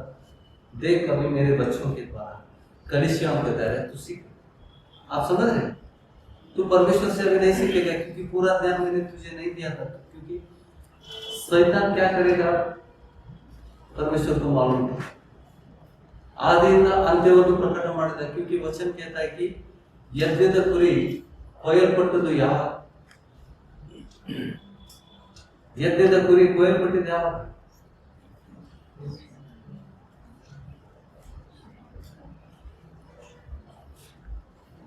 मेमना कभी मारा गया? फिर बात है रेवल्यूशन किया 13 पढ़ेगा, मराठी में पढ़ेगा. ज्या कोणाची नावे जगाच्या स्थापनेपासून वदलेल्या कोकऱ्याजवळील जगाच्या स्थापनेपासून वदलेल्या कोकऱ्याजवळील कोकरा का वध कभी हुआ? जगाच्या स्थापने जगत उत्पत्तिಗಿಂತ ಮುಂಚೆ ಕೊಯ್ಯಲ್ಪಟ್ಟ ಆ ಕುರಿ, ಜಗದೋತ್ಪತ್ತಿಗೆ ಮೊದಲು ಕೊಯ್ಯಲ್ಪಟ್ಟ ಕುರಿಯಾದಾತನ ಬಳಿಯಲ್ಲಿರುವ ಜೀವಬಾಧ್ಯರ ಪಟ್ಟಿಯಲ್ಲಿ ಯಾರ್ಯಾರ ಹೆಸರುಗಳು ಬರೆಯಲಿಲ್ಲವೋ ಆ ಭೂನಿವಾಸಿಗಳೆಲ್ಲರೂ ಆ ಮೃಗಕ್ಕೆ ನಮಸ್ಕಾರ ಮಾಡು. ಕಿವಿಯುಳ್ಳವನು ವಿಷಯದಲ್ಲಿ ಯಾವ ಕಿವಿ? ಎದ್ದಿದ್ದ ಕುರಿ ಕೈಯಲ್ಪಟ್ಟಿದ್ದ ದೇವರಿಗೆ ಸರ್ವಜ್ಞಾನಿನ ದೇವರು. ಯಾಕೆ ನೋಡಿ, ಆದಾಮ ಪಾಪ ಮಾಡೋಕ್ಕಿಂತ ಮುಂಚೆನೆ ದೇವರು ಎದ್ದಿದ್ದ ಕುರಿಯನ್ನು ಕೊಯ್ದಿದ್ದಾನೆ. ಆದಾಮ ಪಾಪ ಮಾಡ್ತಾನಂತ ದೇವರು ಗೊತ್ತು.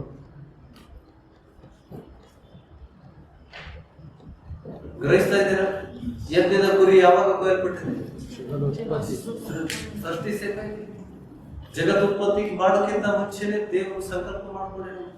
ಯಜ್ಞದ ಕುರಿ ನಾನೇ ಮನುಷ್ಯನಾಗಿ ಹೋಗಿ ಯಜ್ಞವನ್ನು ಸಮರ್ಪಣೆ ಮಾಡುವಂತ ಸಮಯ ಬರ್ತದೆ. ಯಾಕಂದ್ರೆ ಪಾಪ ಮಾಡ್ತಾನೆ, ಸೈತಾನ ಬಿದ್ದೋಗ್ತಾನೆ, ಸೈತಾನ ಆದಾಮನಿಗೆ ಮೋಸ ಮಾಡ್ತಾನೆ, ಜನರು ಪಾಪಿಗಳಾಗ್ತಾರೆ. ವಿಮೋಚಕನಾಗಿ ಈಗ ನಾನು ಹೋಗ್ಬೇಕು, ಇದೆಲ್ಲ ಮಾಡದೇ ಇದ್ರೆ ದೇವ್ರನ್ನ ನಾವು ಕಳ್ಕೊಳ್ತಾ ಇದ್ದೀವಿ. परमेश्वर कौन है जानने के लिए एक ही मार्ग था. परमेश्वर अपना सोच से, अपना संकल्प से सब है. ಅರ್ಥ ಆಗ್ತದೆ ದೇವರ ಆಲೋಚನೆ. ದೇವರಿಗೆ ನಾವು ಪಾಪ ಮಾಡ್ತೇವೆ, ಆದಾಮ ಪಾಪ ಮಾಡ್ತಾನೆ ಅಂತ ಮುಂಚೆ ಅವನಿಗೆ ಶಾಕ್ ಆಗಲಿಲ್ಲ देव. परमेश्वर को शॉक हुआ जब आदम पाप किया. क्यों पाप किया? मैंने मना किया था ना तुझे, ऐसा नहीं.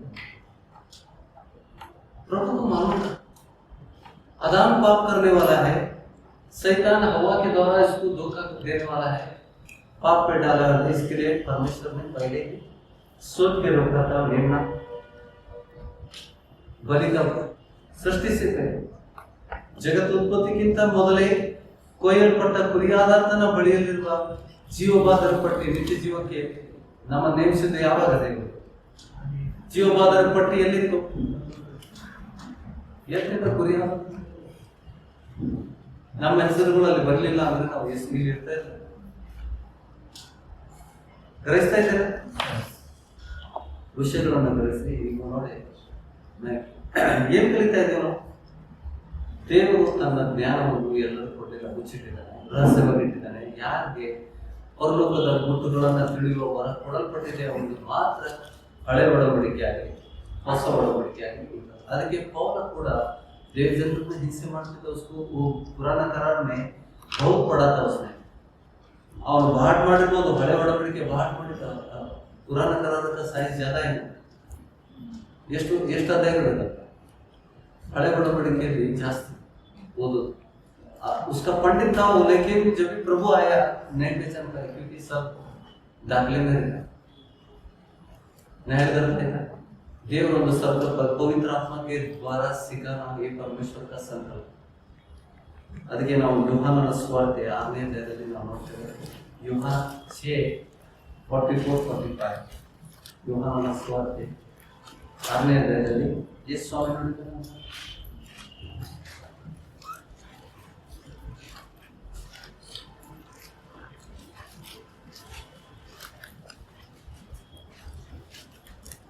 ನಮಗೆಲ್ಲ ಭಾಳ ಆಗಿದೆ ಅಲ್ಬಿಟ್ಟ 44 ವಚನ 45 ವಚನ 44 and 45.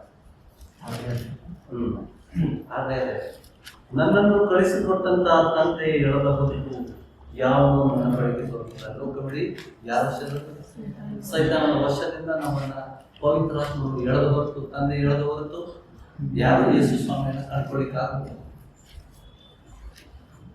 ನೀವು ಯೇಸು ಸ್ವಾಮಿನ ಕಂಡುಕೊಳ್ತಾ ಇದ್ದೀರಾ, ನಿಮ್ಮ ಶ್ರಮ ಅಲ್ಲ, ದೇವರು ಎಳೆದಿದ್ದಾನೆ, ಸೈತಾನನ ವಶದಿಂದ ನಿಮ್ಮನ್ನು ಎಳೆದಿದ್ದಾನೆ. ಅದಕ್ಕೆ ನೀವು ಮಗನ ಬಳಿಗೆ ಬಂದಿದ್ದೀರಿ ಮತ್ತು ನಾನು ಅವರನ್ನು ಕಡೆಯ ದಿವಸದಲ್ಲಿ ಎಬ್ಬಿಸುವೆನು. ಅವರೆಲ್ಲರೂ ಯಾರು ಎಳೆದವರು? ಅವರೆಲ್ಲರೂ ದೇವರಿಂದ ಶಿಕ್ಷಿತರಾಗಿರುವರು ಎಂದು ಪ್ರವಾದಿಗಳ ಗ್ರಂಥದಲ್ಲಿ ಬರ್ತಿದೆ.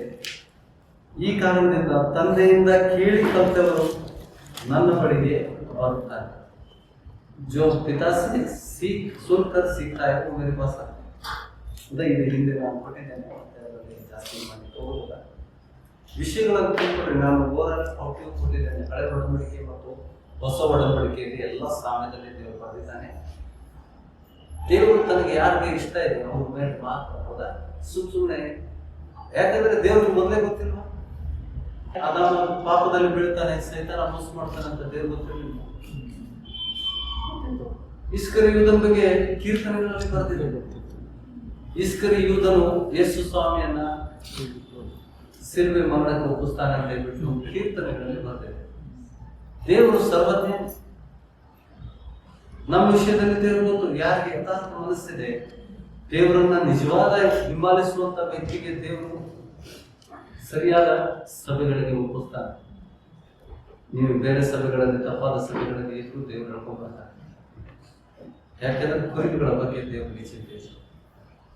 ನಾನು ಹೇಳ್ತಾ ಇದ್ದೆ, ಸರಿಯಾದ ಸಭೆಗಳಿಗೆ ನಾವು ಇರ್ಬೇಕಂತ ಬಿಟ್ಟು ದೇವರು ಸರಿಯಾದ ಸಭೆಗೆ ನಮ್ಮನ್ನ ಕರೆದು ನನ್ನ ಜ್ಞಾನದಿಂದ ನಮ್ಮನ್ನು ಬಲಪಡಿಸ್ತಾನೆ. ನಾವು ಮೋಸ ಹೋಗದಂತೆ ದೇವರು ಯಾರು ಇಟ್ಟಿದ್ದಾನೆ? ನಮ್ಮ ಸಹಾಯಕರು ಯಾರು? ಬಹಳ ಜನಕ್ಕೆ ಅನುಭವ ಇಲ್ಲ. पवित्र आत्मा के बारे में गाना गाने से हम पवित्र आत्मा को प्राप्त कर सकते हैं, उसका स्पर्श महसूस कर सकते हैं. लेकिन पवित्र आत्मा को प्राप्त करने के लिए क्या चाहिए? परमेश्वर का आज्ञा का अनुसरण.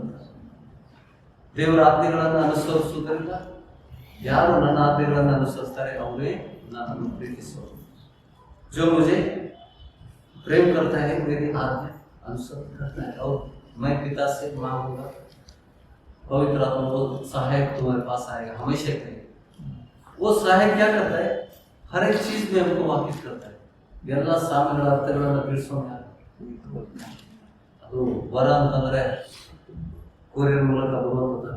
ಯಾವ ರೀತಿ ಗಾಳಿ ಒಂದು ಕಡೆಯಿಂದ ಇನ್ನೊಂದು ಕಡೆ ಹೋಗುವುದನ್ನು ನಾವು ಅನುಭವಿಸ್ತೇವೆ. प्रभु ने बताया ना पवित्र आत्मा से अभिषेक होने के बाद जिस तरह से हवा आता है और जाता है, कहाँ से आता है कहाँ से जाते हैं, उसी तरह से पवित्र आत्मा से उत्पन्न जो होते हैं उनको मालूम कर नहीं पड़ता है, लेकिन महसूस हो सकता है. लेकिन फिर पवित्र आत्मा ನಾನು ಹೊಂದ್ಕೊಂಡಿದ್ದೇನೆ ಅಂತ ನಮಗೆ ಗೊತ್ತಾಗದೇ ಇರುವುದಿಲ್ಲ. ಯಾಕಂದ್ರೆ ನಮ್ಮ ಈಗ ಹಿಂದೆ ನಾನು ಪಾಪ ಮಾಡ್ತಿದ್ದೆ, ನನ್ನ ಬಾಯಿಂದ ಹೊಲಸು ಮಾತುಕೊಳ್ತಿದ್ದು, ನಾನು ಜಗಳಗಟ್ಟಲಾಗಿದ್ದೆ. ಈಗ ನನ್ನ ಸ್ವಭಾವಗಳು ಬದಲಾವಣೆ ಆಗಿದೆ. ಕ್ರಿಸ್ತನ ಸ್ವಭಾವವನ್ನು ನಾನು ಹೊಂದ್ಕೊಳ್ತಾ ಇದ್ದೇನೆ. ಜನನು ಹೇಳ್ತಾರೆ, ಅದಕ್ಕೆ ಸಾಕ್ಷಿ ನಾವು ಹೇಳ್ಕೊಳ್ಳೋಕ್ಕಿಂತ ಜನ ಹೇಳಿದ್ರೆ ಖಚಿತ. ब्रदर तुम बहुत चेंज हुए, पहले जैसा नहीं, तुम बार बार पुलिस स्टेशन जाते थे, अभी पुलिस तुम्हारे तक नहीं है. ಅರ್ಥ ಸ್ವಭಾವಗಳು ಕ್ರಿಸ್ತನ ಸ್ವಭಾವವನ್ನು ಹುಟ್ಟಿಸೋಣ ದೇವರ ನೀನು ಆಗ. ಯಾಕೆಂದ್ರೆ ಏನ್ ಮಾಡ್ತಾ ಇದ್ದಾನೆ ನಮ್ಗೆ ಗೊತ್ತಿರಲಿಲ್ಲ ಅಂತ ಹೇಳ್ತಿದ್ರು. ನಮ್ಮ ಆತ್ಮವನ್ನು ಶುದ್ಧೀಕರಿಸ್ತಾನೆ, ನಮ್ಮಲ್ಲಿ ನೂತನ ಸ್ವಭಾವವನ್ನು ಉಂಟು ಮಾಡ್ತಾನೆ. ಅದಲ್ಲದೆ ನಮ್ಮಲ್ಲಿ ದೇವರ ರಸವನ್ನು ನಮ್ಮ ಹೃದಯದೊಳಗೆ ಧಾರಾಳವಾಗಿ ಪವಿತ್ರಾತ್ಮ ಸುರಿತಾನೆ ಅಂತ ವಚನ है.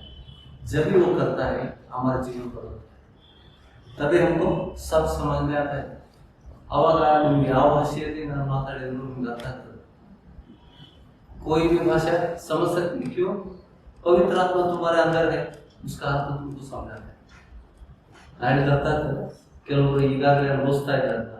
ಹಿಂದೆ ನಿಮಗೆ ಸಭೆಗೆ ಬಂದಾಗ ಆ ಭಾಷೆ ಬಿಟ್ಟು ಕಲಿತಾ ಇರಲಿಲ್ಲ. ಈಗ ನಾನು ಕನ್ನಡದಲ್ಲಿ ಬೋಧಿಸಿದ್ದು ನಿಮಗೆ ಪವಿತ್ರ ಆತ್ಮ ನಿಮಗೆ ನಿಮ್ಮ ಭಾಷೆಯಲ್ಲಿ ತಿಳಿಸ್ತಾರೆ. ಆಮೇಲೆ ಇದು ಆದಂಥ ವಿಷಯಗಳು, ಇದು ಕಾಲ್ಪನಿಕ वचनದಲ್ಲಿ ಬರೆಯಲ್ಪಟ್ಟಿದೆ. दूसरा अध्याय अपोस्तल कृत्य वहाँ पे प्रेषित का किताब में दूसरा अध्याय में हम देखते हैं 14 देशों के लिए इकट्ठा हुआ यरूशलेम में, और वो सभी अपनी अपनी भाषा में सुन रहे हैं. जो अपोस्तल पेत्र जो कह रहा है और अपोस्तल लोग जो अन्य भाषा में बात कर रहे हैं, लेकिन वो लोग कह रहे हैं कि ये गलीलिया के लोग हैं. हौदा ಇವರು ಗಲೀಲಾದವರಲ್ಲ, ಇವರು ಇಬ್ರಿ ಭಾಷೆ ಮಾತಾಡೋರು. ನಮ್ಮ ಭಾಷೆಯಲ್ಲಿ ಹೆಂಗ್ ಮಾತಾಡ್ತಾರೆ? ಅರಬ್ಬಿ ಭಾಷೆಯಲ್ಲಿ ಕೇಳ್ತಾರೆ, ರೋಮನ್ ಭಾಷೆಯಲ್ಲಿ ಮಾತಾಡೋದು ಕೇಳ್ತಾರೆ. ಬೇರೆ ಬೇರೆ ದೇಶದ ಜನರಿದ್ದಾರಲ್ಲಿ ಆ ದೇಶದ ಭಾಷೆಗಳನ್ನ ಅವರು ತಮ್ಮ ಭಾಷೆಯಲ್ಲಿ ಏನು ಆಶ್ಚರ್ಯ ಕೊಡ್ತಾ ಇದ್ದಾರೆ. ಅದು ಪವಿತ್ರಾತ್ಮನ ಸಾಮರ್ಥ್ಯ. ನಾನು ಮಾತಾಡಿದ್ದು ನಿಮ್ಮ ಭಾಷೆಯಲ್ಲಿ ಕೇಳ್ತೀನಿ, ನಿಮ್ ಕನ್ನಡ ಬರೋದಿಲ್ಲ, ಕೊಂಕಣಿ ಮಾತ್ರ ಬರ್ತದೆ, ನೀನು ಕೊಂಕಣಿಯಲ್ಲಿ ಕೇಳ್ತಾ ಇರ್ತೀಯ. ಯಾಕಂದ್ರೆ ಆ ಭಾಷೆ ಬಿಟ್ಟು ನೀನು ಬೇರೆ ಭಾಷೆ ಗೊತ್ತಾಗುತ್ತೆ. ಇದು ಪವಿತ್ರಾತ್ಮನ ಸಾಮರ್ಥ್ಯ. ಆಮೇಲೆ ಅದಕ್ಕೆ ಅನ್ಯ ಭಾಷೆ ಅಲ್ಲ, ಮನುಷ್ಯರ ಭಾಷೆ ಮತ್ತು ದೇವದೂತರ ಭಾಷೆ ಅನ್ಯ ಭಾಷೆ ವಿಷಯ ನಾವು ತಿಳ್ಕೊಂಡು ಗ್ರಹಿಸಿದಾಗ ಮಾತ್ರ ಕಾರ್ಯ ಆಗ್ತದೆ. ಒಂದು ವೇಳೆ अगर तुमको जो भाषा सेवक बता रहे हैं वो नहीं समझ में आता है, क्या करना है? छोटी सी प्रार्थना, वचन शुरू करने से पहले छोटी सी प्रार्थना, पवित्र आत्मा से मदद मांगो. पवित्र आत्मा जो सेवक बता रहे हैं मेरी भाषा में मैं सुनूं. होता है देखो वचन के आधार पर तुम बात करो. जब तुम ज्ञान प्राप्त करोगे उस वचन को तुम समझना शुरू करोगे. देखो यहाँ पे 5वां वचन से हम देखेंगे. उस समय शाम बोलता है ना, ಹಬ್ಬ ಯೆರೂಸಲೇಮಲ್ಲಿ ಹಬ್ಬದ ದಿವಸದಲ್ಲಿ ಯೆರೂಸಲೇಮಿಗೆ ಬೇರೆ ಬೇರೆ ದೇಶದಿಂದ ಯಹೂದ್ಯರು ಬಂದಿದ್ದಾರೆ. ಅದೇ ದಿವಸ ದೇವರು ಆರಿಸಿಕೊಂಡ. ದೇವರ ಆತ್ಮನ ಅಭಿಷೇಕ ಉಂಟಾಯಿತು ಅಪೊಸ್ತಲರಿಗೆ. 120 ಜನರಿಗೆ, ಸುಮಾರು 120 ಜನರ ಮೇಲೆ ದೇವರ ಆತ್ಮ ಪರಲೋಕದಿಂದ ಯೇಸು ಸ್ವಾಮಿ ವಾಗ್ದಾನ ಮಾಡಿದ್ದಾರೆ, ನಾನು ಹೋಗಿ ಆ ಸಹಾಯಕನನ್ನು ಕಳಿಸ್ತೇನೆ. ಆ ಸಹಾಯಕನನ್ನು ಕಾತ್ಕೊಂಡಿದ್ರು ಯೆರೂಸಲೇಮಲ್ಲಿ. 5ನೇ ವಚನದಿಂದ ನೋಡುವ, ಆಕಾಶದ ಕೆಳಗಿರುವ ಎಲ್ಲಾ ದೇಶದೊಳಗಿಂದ ಬಂದ ಸದ್ಭಕ್ತರಾದ ಯಹೂದ್ಯರು ಯೆರೂಸಲೇಮಲ್ಲಿ ವಾಸವಾಗಿದ್ದರು. ಆ ಸಪ್ಪಳವಾದಾಗ, ಪವಿತ್ರಾತ್ಮ ಬಂದಾಗ ಸಪ್ಪಳ ಆಯಿತು. ಜನರು ಗುಂಪು ಗುಂಪಾಗಿ ಕೂಡಿ ಬಂದು ಪ್ರತಿಯೊಬ್ಬರು ತಮ್ಮ ತಮ್ಮ ಭಾಷೆಯಲ್ಲಿ ಇವರು ಮಾತಾಡುವುದನ್ನ ಕೇಳಿ ಭ್ರಮೆಗೊಂಡರು. ಎಲ್ಲರೂ ಆಶ್ಚರ್ಯದಿಂದ ಬೆರಗಾಗಿ, ಈಗ ಮಾತಾಡುತ್ತಿರುವ ಇವರೆಲ್ಲರೂ ಗಲೀಲಿಯಾದವರಲ್ಲವೇ? ನಾವು ಪ್ರತಿಯೊಬ್ಬರು ನಮ್ಮ ನಮ್ಮ ಹುಟ್ಟು ಭಾಷೆಯಲ್ಲಿ ಇವರು ಮಾತಾಡುವುದನ್ನು ಕೇಳುತ್ತೇವಲ್ಲ, ಇದು ಹೇಗೆ? ಪಾರ್ಥ್ಯರು ಲೆಕ್ಕ ಮಾಡ್ತೇವೆ, ಪಾರ್ಥ್ಯರು, ಮೇದ್ಯರು, ಏಲೇಮರು 3, ಮೆಸೊಪೊತ್ಯಾಮ್ಯ, ಯೂದಾಯ 5, ಕಪ್ಪದೋಕ 6, ಪೋಂತ್ಯ, ಆಸ್ಯ ಅಂದ್ರೆ ಏಷ್ಯಾ, ಫ್ರುಗ್ಯ, ಪಂಪುಲ್ಯ, ಐಗುಪ್ತ, ಕುರೇನಿಯ ಮಗ್ಗಲಲ್ಲಿರುವ ಲಿಬಿಯಾ, ಈ ಸೀಮೆಗಳಲ್ಲಿ ವಾಸವಾಗಿರುವವರು ರೋಮಾಪುರದಿಂದ ಬಂದು ಇಳಿದಿರುವ ಯಹೂದ್ಯರು, ಯಹೂದ್ಯ ಮತಾವಲಂಬಿಗಳು, ಯಹೂದ್ಯ ಧರ್ಮದ ಅವ್ರಿಗೆ ಆ ಮತದ ಅವರು ಬಹಳ ಸ್ವಾಭಿಮಾನ. ಕ್ರೇತ್ಯರು, ಅರಬಿ ದೇಶದವರು ಆಗಿರುವ ನಾವು ನಮ್ಮ ಭಾಷೆಗಳಲ್ಲಿ ಅರಬಿಯರಿದ್ದಾರೆ, ಕ್ರೇತ್ಯರಿದ್ದಾರೆ, ಯಹೂದ್ಯರಿದ್ದಾರೆ. ಇವರೆಲ್ಲ ತಮ್ಮ ಭಾಷೆಗಳಲ್ಲಿ ಅಪೊಸ್ತಲರು ಮಾತಾಡುವುದನ್ನು ಕೇಳ್ತಾ ಇದ್ದಾರೆ. ಅವ್ರಿಗೆ ಅರ್ಥ ಆಗ್ತದೆ ತಮ್ಮ ಭಾಷೆ. ಆದ್ರೆ ಅಪೊಸ್ತಲರಿಗೆ ಆ ಭಾಷೆ ಬರುತ್ತದೆ. ಹೇಳಿದ ಅರ್ಥ ಆಯ್ತಾ? ಅಪೊಸ್ತಲರಿಗೆ ಆ ಭಾಷೆ ಗೊತ್ತಿಲ್ಲ, ಆದ್ರೆ ಕೇಳೋರು ಆ ಭಾಷೆಯನ್ನ ತಮ್ಮ ಭಾಷೆ ಕೇಳ್ತಾರೆ. ಅವ್ರೇನು ವಿಚಾರ ಮಾಡ್ತಾ ಇದ್ದಾರೆ? 11ನೇ ವಚನದಲ್ಲಿ, ಅರೇಬಿಯ ದೇಶದವರು ಆಗಿರುವ ನಾವು ನಮ್ಮ ಭಾಷೆಗಳಲ್ಲಿ ಇವರು ದೇವರ ಮಾತುಗಳ ವಿಷಯದಲ್ಲಿ ಹೇಳುವುದನ್ನ ಕೇಳುತ್ತೇವೆ. ದೇವರ ಸಾಮರ್ಥ್ಯಗಳನ್ನು, ಮಹತ್ವ, ದೇವರು ಮಾಡಿದಂತ ಅದ್ಭುತಗಳನ್ನು ಇವ್ರು ಕೇಳ್ತಾ ಇದ್ದಾರೆ. ಅದಕ್ಕೆ ಅರ್ಥ ಉಂಟು, ಸುಮ್ಮನೆ ಬಡಬಡಿಸ್ತಾ ಇರಲಿಲ್ಲ. ಅವ್ರಿಗೆ ಅರ್ಥ ಆಗ್ತಾ ಇದೆ ಮಾತಾಡೋದು. ಕೇಳುತ್ತೇವೆ ಅಂದ್ಕೊಂಡು ಎಲ್ಲರೂ ಬೆರಗಾಗಿ ಕಳವಳಗೊಂಡು ಇದೇನಾಗಿರ್ಬೋದು ಎಂದು ಒಬ್ಬರೊಬ್ಬರನ್ನ ಕೇಳುತ್ತಿದ್ದರು. ಕೆಲವರು ಇವರು ಮದ್ಯಪಾನ ಮಾಡಿ ಮತ್ತರಾಗಿದ್ದಾರೆ ಎಂದು ಹಾಸ್ಯ ಮಾಡಿದರು. ಆಗ ಪೇತ್ರನು 11 ಮಂದಿ ಅಪೊಸ್ತಲರ ಸಹಿತ ಎದ್ದನೇ ಗಟ್ಟಿಯಾಗಿ ಧ್ವನಿಯಿಂದ ಅವರಿಗೆ ಹೀಗೆ ಪ್ರಸಂಗ ಮಾಡಿದರು. ವಿಷಯಗಳನ್ನು ಅರ್ಥ ಮಾಡಿಕೊಂಡ್ರೆ, देवरात्मा सामर्थ्य, पवित्र आत्मा जो तुमको भाषा नहीं आती, अगर तुम प्रार्थना करोगे उस भाषा का तुमको समझाएगा. पवित्र आत्मा का सामर्थ्य और शक्ति क्या है हमको जानना चाहिए. ಅಲ್ಲಿ समर्थ हम नहीं पूछते, इसके लिए पवित्र आत्मा कार्य नहीं है. ಕೇಳಿದ್ರೆ ಅಂತ ಹೇಳಿದ ದೇವರು ಉಚ್ಚ बोला, ಕೇಳಿರಿ ನಿಮಗೆ ಕೊಡೋದು, ತಟ್ಟರಿ ತೆರೆಯಲ್ಪಡುವುದು, ಹುಡುಕಿರಿ आदमी ಕೂಡ ಒಂದೇ ಅರ್ಥ ಕೊಡ್ತಾರೆ. ನಾನು ಹೇಳ್ತಾ ಇಲ್ಲ, जब तक हम नहीं पूछेंगे हमको प्राप्त नहीं करोगे. जो भाषा की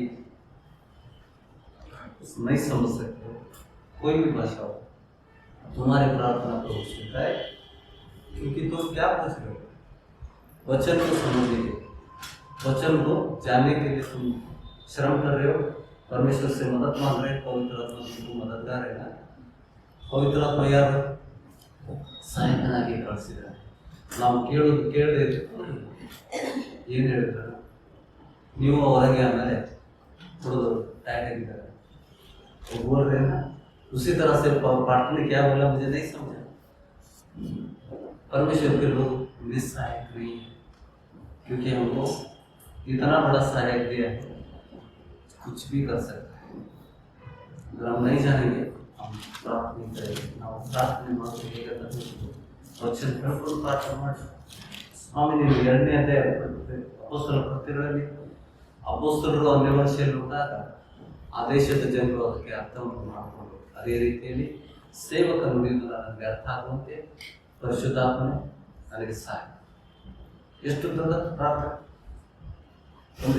मनसले आत्मा में प्रार्थना कर सकते हैं, तभी तुम सभी भाषा को जान. ಮತ್ತೆ ಟ್ರಾನ್ಸ್ಲೇಷನ್ ಬೇಕಾದ್ರೆ ನಾನು ಅದಕ್ಕೆ ಈ ಸಭೆಗೆ ಟ್ರಾನ್ಸ್ಲೇಷನ್ ಬೇಡ ಅಂತ ತಯಾರು ಮಾಡ್ತಾರೆ. ಯಾಕಂದ್ರೆ ನಿಜವಾದ ಟ್ರಾನ್ಸ್ಲೇಟರ್ ಯಾರು? सभा किसकी है? परमेश्वर की सभा है. ट्रांसलेटर कौन होना चाहिए? मनुष्य का ज्ञान बुद्धि कम इस्तेमाल करो, जितना हो सके मनुष्य का ज्ञान को परमेश्वर से मांगो, परमेश्वर सब कुछ देगा. हमें उसी के आज देखो, पहले भी मैंने वचन दिया, आज ज़्यादा सीखा. ಹಳೆ ಒಡಂಬಡಿಕೆ ಮತ್ತು ಹೊಸ ಒಡಂಬಡಿಕೆ ಬರುವುದಕ್ಕಿಂತ ಮುಂಚೆ ಸೈತಾನ ಬಿದ್ದೋಗಿದ್ದ. ಅದಕ್ಕೆ ಹೊಸ ಒಡಂಬಡಿಕೆ ಮತ್ತು ಹಳೆ ಒಡಂಬಡಿಕೆ ಎಲ್ಲವೂ ಸಾಮ್ಯದಲ್ಲಿ ನಿಂತಿದೆ. ಯಾಕೆಂದ್ರೆ ಈ ಜ್ಞಾನ परलोक परमेश्वर का ज्ञान परमेश्वर शैतान तक नहीं पहुंचाना चाहता। समय आने से पहले अगर शैतान को ये चीज मालूम था तो क्रूस पर इसक्रियोत को इस्तेमाल नहीं करता, बिल्कुल उसको अंदाजा नहीं। सिलुबೆ ಮರಣದ ಮೂಲಕ ತನಗೆ ಸೋಲಿಟ್ಟು ಮನುಷ್ಯನ ಮೇಲೆ ಅಧಿಕಾರ ಕಳ್ಕೊತೇನೆ ಅನ್ನುವಂಥ ವಿಷಯಗಳು ಗೊತ್ತಿರಲಿಲ್ಲ. ಯೇಸುವಿನ ರಕ್ತ ಏನಂತ ತಿಳ್ಕೊಂಡು ನಾವು ಯೇಸುವಿನ रक्त मनुष्य रक्त ಅಂತ ತಿಳ್ಕೊಂಡ। अगर वो परमेश्वर का पवित्र रक्त लहू है ये अगर जानता था तो उसको कभी भी शूली पर ले जाने की श्रम नहीं करता था। सैतान ಮಾಡಿದನಲ್ಲ ನಾವು ನೋಡ್ತೇವೆ 13ನೇ ಅಧ್ಯಾಯ ಯೋಹಾನ हम देखते हैं कि शुरुआत में ಸೈತಾನನು ಇಸ್ಕರಿಯೋತ ಯೇಸು ಸ್ವಾಮಿಯನ್ನು ಹಿಡಿದುಕೊಳ್ಳುವುದಕ್ಕೆ ಪ್ರೇರೇಪಿಸಿದನು। ನಂತರ ಅವನು ಯೇಸು ಸ್ವಾಮಿ ಅದು रोटी और दाखरस में डुबाकर उसको दिया, तभी कौन प्रवेश किया? सैतान प्रवेश किया। ನಾಳೆ ಬರ್ತಾ ಇದೆ। ಸೊ ಅಲ್ಲಿ ನೋಡಿ ಸೈತಾನ ತಕ್ಷಣ ಅವನು ಕರ್ಕೊಂಡು ಹೋಗಿ ಮಹಾಯಾಜಕರಿಂದ ಅವನು ಒಪ್ಪಿಸ್ಕೊಟ್ಟ। ಸಿಲುಬೆ ಮರಣ ನಮಗೆ ಜಯ, ನಮಗೆ ಸಾಮರ್ಥ್ಯ ಹೌದಾ? ಈ ವಿಷಯದಲ್ಲಿ ನಾವು ಕೆಲವೊಂದು ಒಂದೇ ಲಾಸ್ಟ್ ಕ್ವಶನ್ ಕೊಡ್ತೇನೆ ನಿಮಗೆ। ಕೊರಿಂಥಿಯನ್ ಮೊದಲನೇ पहला अध्याय 18 वचन। इंग्लिश में क्या है? For the message of the cross is a foolishness to those who are perishing. ಸಿಲುಬೆಯ ಸಂದೇಶವು ನಾಶದ ಮಾರ್ಗದಲ್ಲಿರುವ ಜನರಿಗೆ ಹುಚ್ಚುತನವಾಗಿದೆ, ಆದರೆ ನಮಗಾದರೂ ರಕ್ಷಣೆಯ ಮಾರ್ಗದಲ್ಲಿರುವ ನಮಗಾದರೂ देवर शक्तियां। ये शैतान को मालूम नहीं था। आप समझ रहे इस चीज? सिलवे के वो संदेश जिस सिलवे का ध्यान से जब हम क्रूस का उस चीज को हम ये करते थे, क्या क्या हुआ वहां पे क्रूस पर? हमारा पाप धुल गए, हमारे शाप प्रभु ने ले लिया, हमारे कोड़े खाने से हमको चंगाई मिल गया। वो संदेश क्या है? जो अनजान है लोग उनके लिए पागल, लेकिन जो तारण के लिए प्रभु ने चुना है हमारे लिए क्या है? परमेश्वर का सामर्थ्य है। उस लहू का सामर्थ्य से हम शैतान को लात से मारकर भगा सकते हैं। परमेश्वर का लहू का सामर्थ्य और परमेश्वर का वचन का सामर्थ्य से हम शैतान को हमारे अधीन में रख सकते हैं। आमेन। ಅದು ನಮಗೆ ಶಕ್ತಿ है। मराठी में पढ़ते हो 18 वचन से। कारण ज्यांचा नाश होत आहे त्यांना वधस्तंभाविषयीचा संदेश वो संदेश है। वधस्तंभाचा संदेश वधस्तंभाविषयीचा संदेश मूर्खपणाचा आहे। मूर्खपणाचा आहे। पण ज्यांना तारण प्राप्त होत आहे अशा आपणास असं आपणा तो देवाचे सामर्थ्य असा आहे। देवाचं सामर्थ्य है, देव शक्ति है। आपको दे रहा हूँ सिर्फ संदेश है प्रभु का। उस क्रूस को अगर हम सही रीति से ध्यान करें तो हमको परमेश्वर का सामर्थ्य देता है। इसके लिए प्रभु देखो ये ना करना शैतान सब एकदम बेजार मत बोले। सिलुबೆ संदेश ಆ ರಕ್ತದ ಸಾಮರ್ಥ್ಯ ಹೇಳಿದಾಗ शैतान ಕೆಡುತ್ತಾನೆ, ಯಾಕೆಂದ್ರೆ उसका सामर्थ्य टूट जाता है, वो निस्सहायक हो जाता है। ನೀವು ರಕ್ತದ ಸಾಮರ್ಥ್ಯವನ್ನು ತಿಳ್ಕೊಳ್ಳಿಕ್ಕೆ ತಿಳ್ಕೋಬಾರದಂತ ಬಹಳ ಪ್ರಯತ್ನ ಮಾಡ್ತಾರೆ। ಇದನ್ನು ಓದಿ ये वचन जो 18 का वचन है करने का। सब खड़े हो जाए। प्रभु को ಕಲ್ತಿದ್ದೀರಾ? ಹಳೆ ವಿಷಯಗಳನ್ನು ಹೊಸ ವಿಷಯಗಳನ್ನು ದೇವರು ಕಲಿಸ್ತಾ ಇರ್ತಾನೆ। ಎಲ್ಲರೂ ಎದ್ದು ದೇವರು ಮನಪೂರ್ವಕವಾಗಿ ಕರ್ತವ್ಯಗಳನ್ನು